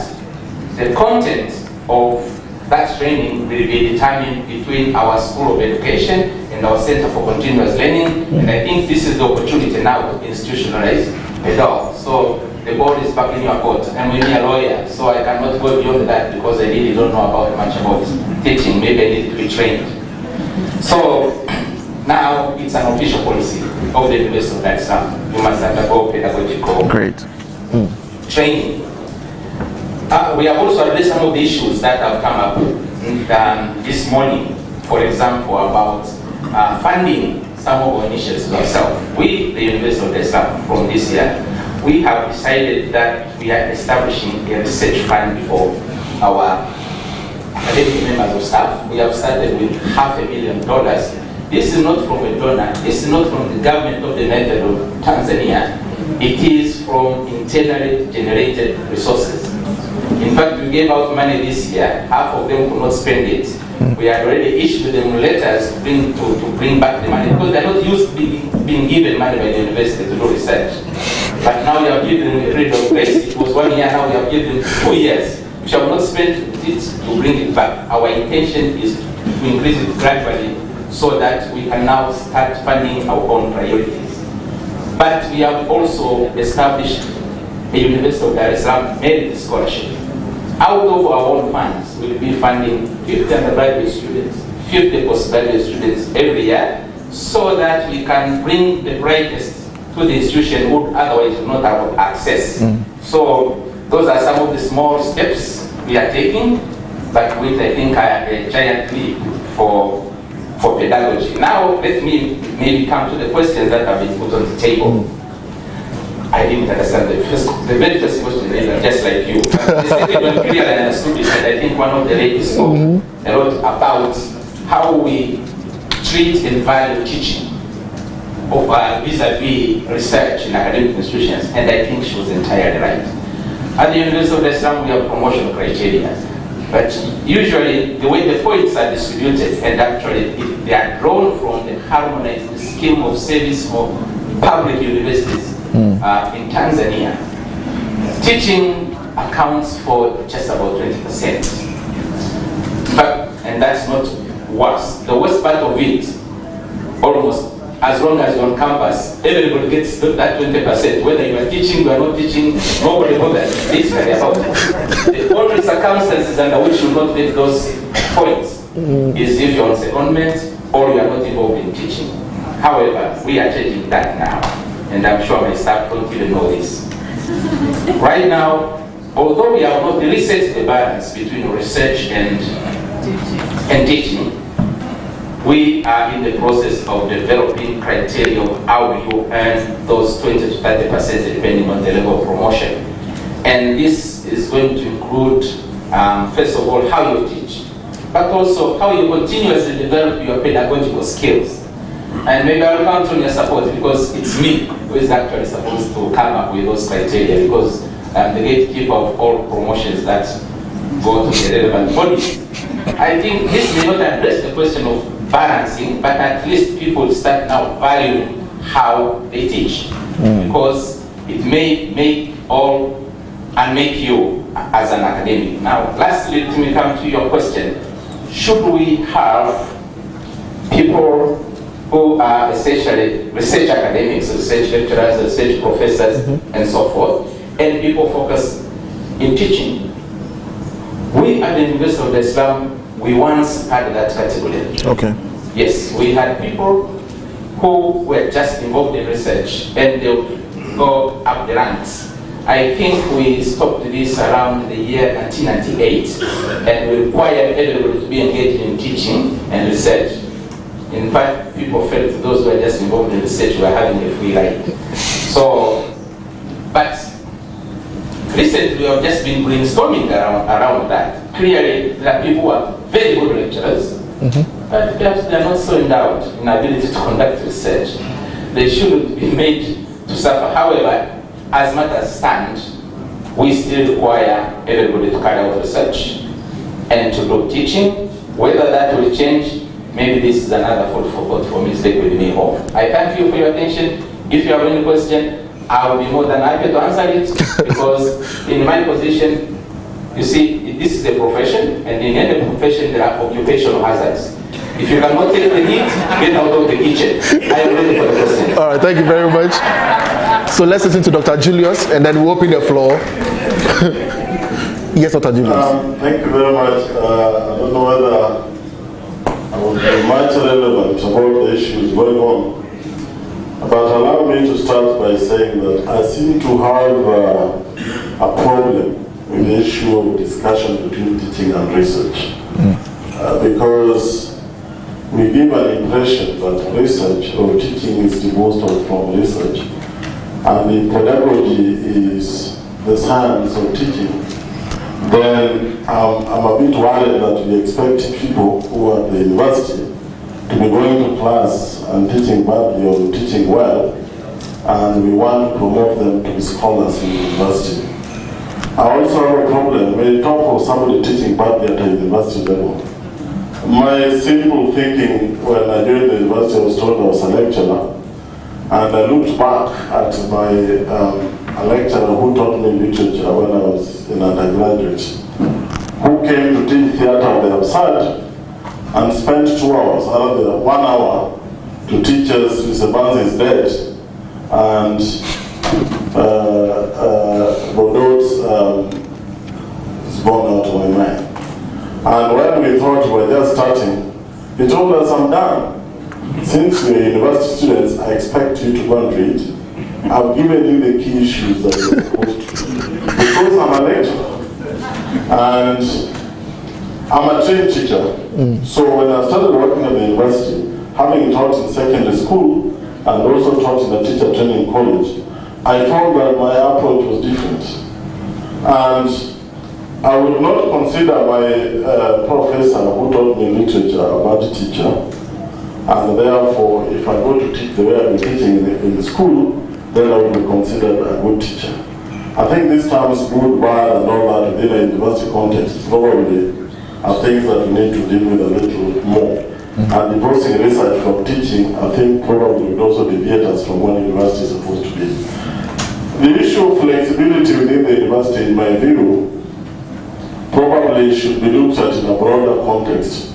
I heard one of the colleagues indicating that in Europe, they are more flexible, in Africa we are not. But I think this could be starting from a lower level. That a lot of what we do in the university sometimes is derived from our basic education structure and the way that we have been probably brought up to deal with education matters. And I think that is why you find that currently there's a lot of pedagogical transformation across the world. Actually, if you attend some of the engagements across the world, you think there's a pedagogical revolution embedded within various education transformations across many countries. I'll give you an example. For example, in Singapore, the way that they're designing their pedagogy at the basic education links directly with what they're doing at the university. We attended a presentation of how they are trying to transform the basic education and how that is being reflected at the university level. And therefore issues of all the 21st century skills, I think that has now become almost a cliche. But there's a very tight link.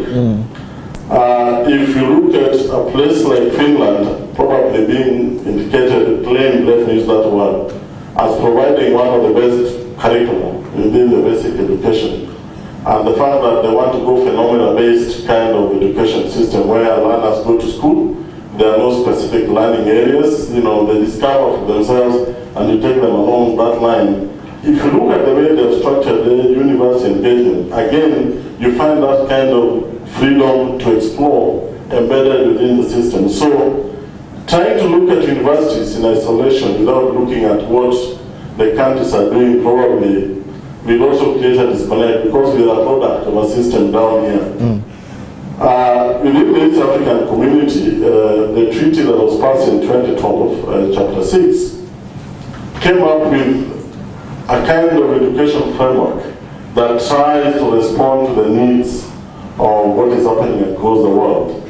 And they went ahead and even developed what I would call basic education curriculum framework and tried to link it with what would be expected to happen in the universities. But these are political decisions, and how they are linked to the technical work down varies from one country to another. And it's on that basis that a lot of East African community countries now are changing to call it competence-based curriculum. Some people call it skills-based. You know, the name is really, sometimes there's a very thin line between outcomes-based and competence-based. And it is on this basis, for example, that Kenya is, and Kenya, Uganda, I think Rwanda already went that way, South Sudan, all of us are moving towards that kind of trying to make learning a little more flexible. But again, in this room, and I think even if you're not a teacher, you will agree, because research has proved that assessment predominantly determines how we teach in the classroom, whether at the university or not. If we engage learners at the university, then they have the knowledge, they will come to reproduce, and they do it at that. That will determine how we train them. It will determine how sometimes we even do our curriculum. I happen to have participated, I would say unfortunately, in developing a curriculum in the university. What we did was very simple. We needed that course introduced. We Googled and studied what happens in several universities across the world, and we simply copy-pasted, but made it in a manner that looks like it will be relevant. I now lead a curriculum body that is dealing with the basic education curriculum, and therefore I've had to read more about dealing with curriculum and transforming the curriculum for the country. And with all due respect, I realized that the way that we were doing it at the university, or the way I participated in it, was very superficial, was too academic, was too theoretical. We never gave it much thought to even try to understand how the learner will relate to that curriculum, and the outcomes we expect out of the learner at the end of it all. Okay. So I think these debates exist, but I know that we are moving on. But again, as I lead the curriculum reform in Kenya, it is good to know that at a lower level, curriculum is more political than technical. The ESA bit is the technical. Sure. The political bit is the heavier. Marrying the two becomes very complicated. Thank you. All right, thank you very much. Let me open the floor so that we will get the input from the House. Especially the question is for us. How can we create an enabling environment for pedal? And that should come from us to them. We should tell them what we think the policy makers should do. And so the floor is open. If you have any contribution, what must be done to ensure that we are still able to advance pedal in our universities and then also advance the continent as well. May I have people who already have one, Beatrice, two, if you want to speak, 3, 4. Can the microphones go around? Beatrice, 1. Please be specific. Your point must be clear. We are having some conversations with the National Research Fund, at least of Kenya, that when lecturers apply for research funds, they should also be able to demonstrate that they have innovated pedagogically, because it's one thing to undertake research and another to teach researchers and mentor them. So I would like your comment on that. 2. Yes.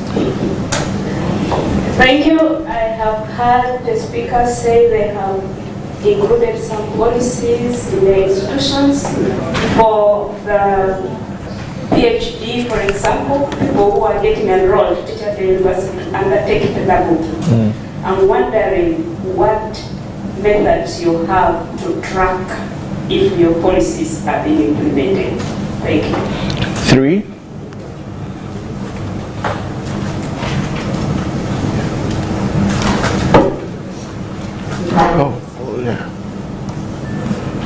Thank you. I want to comment on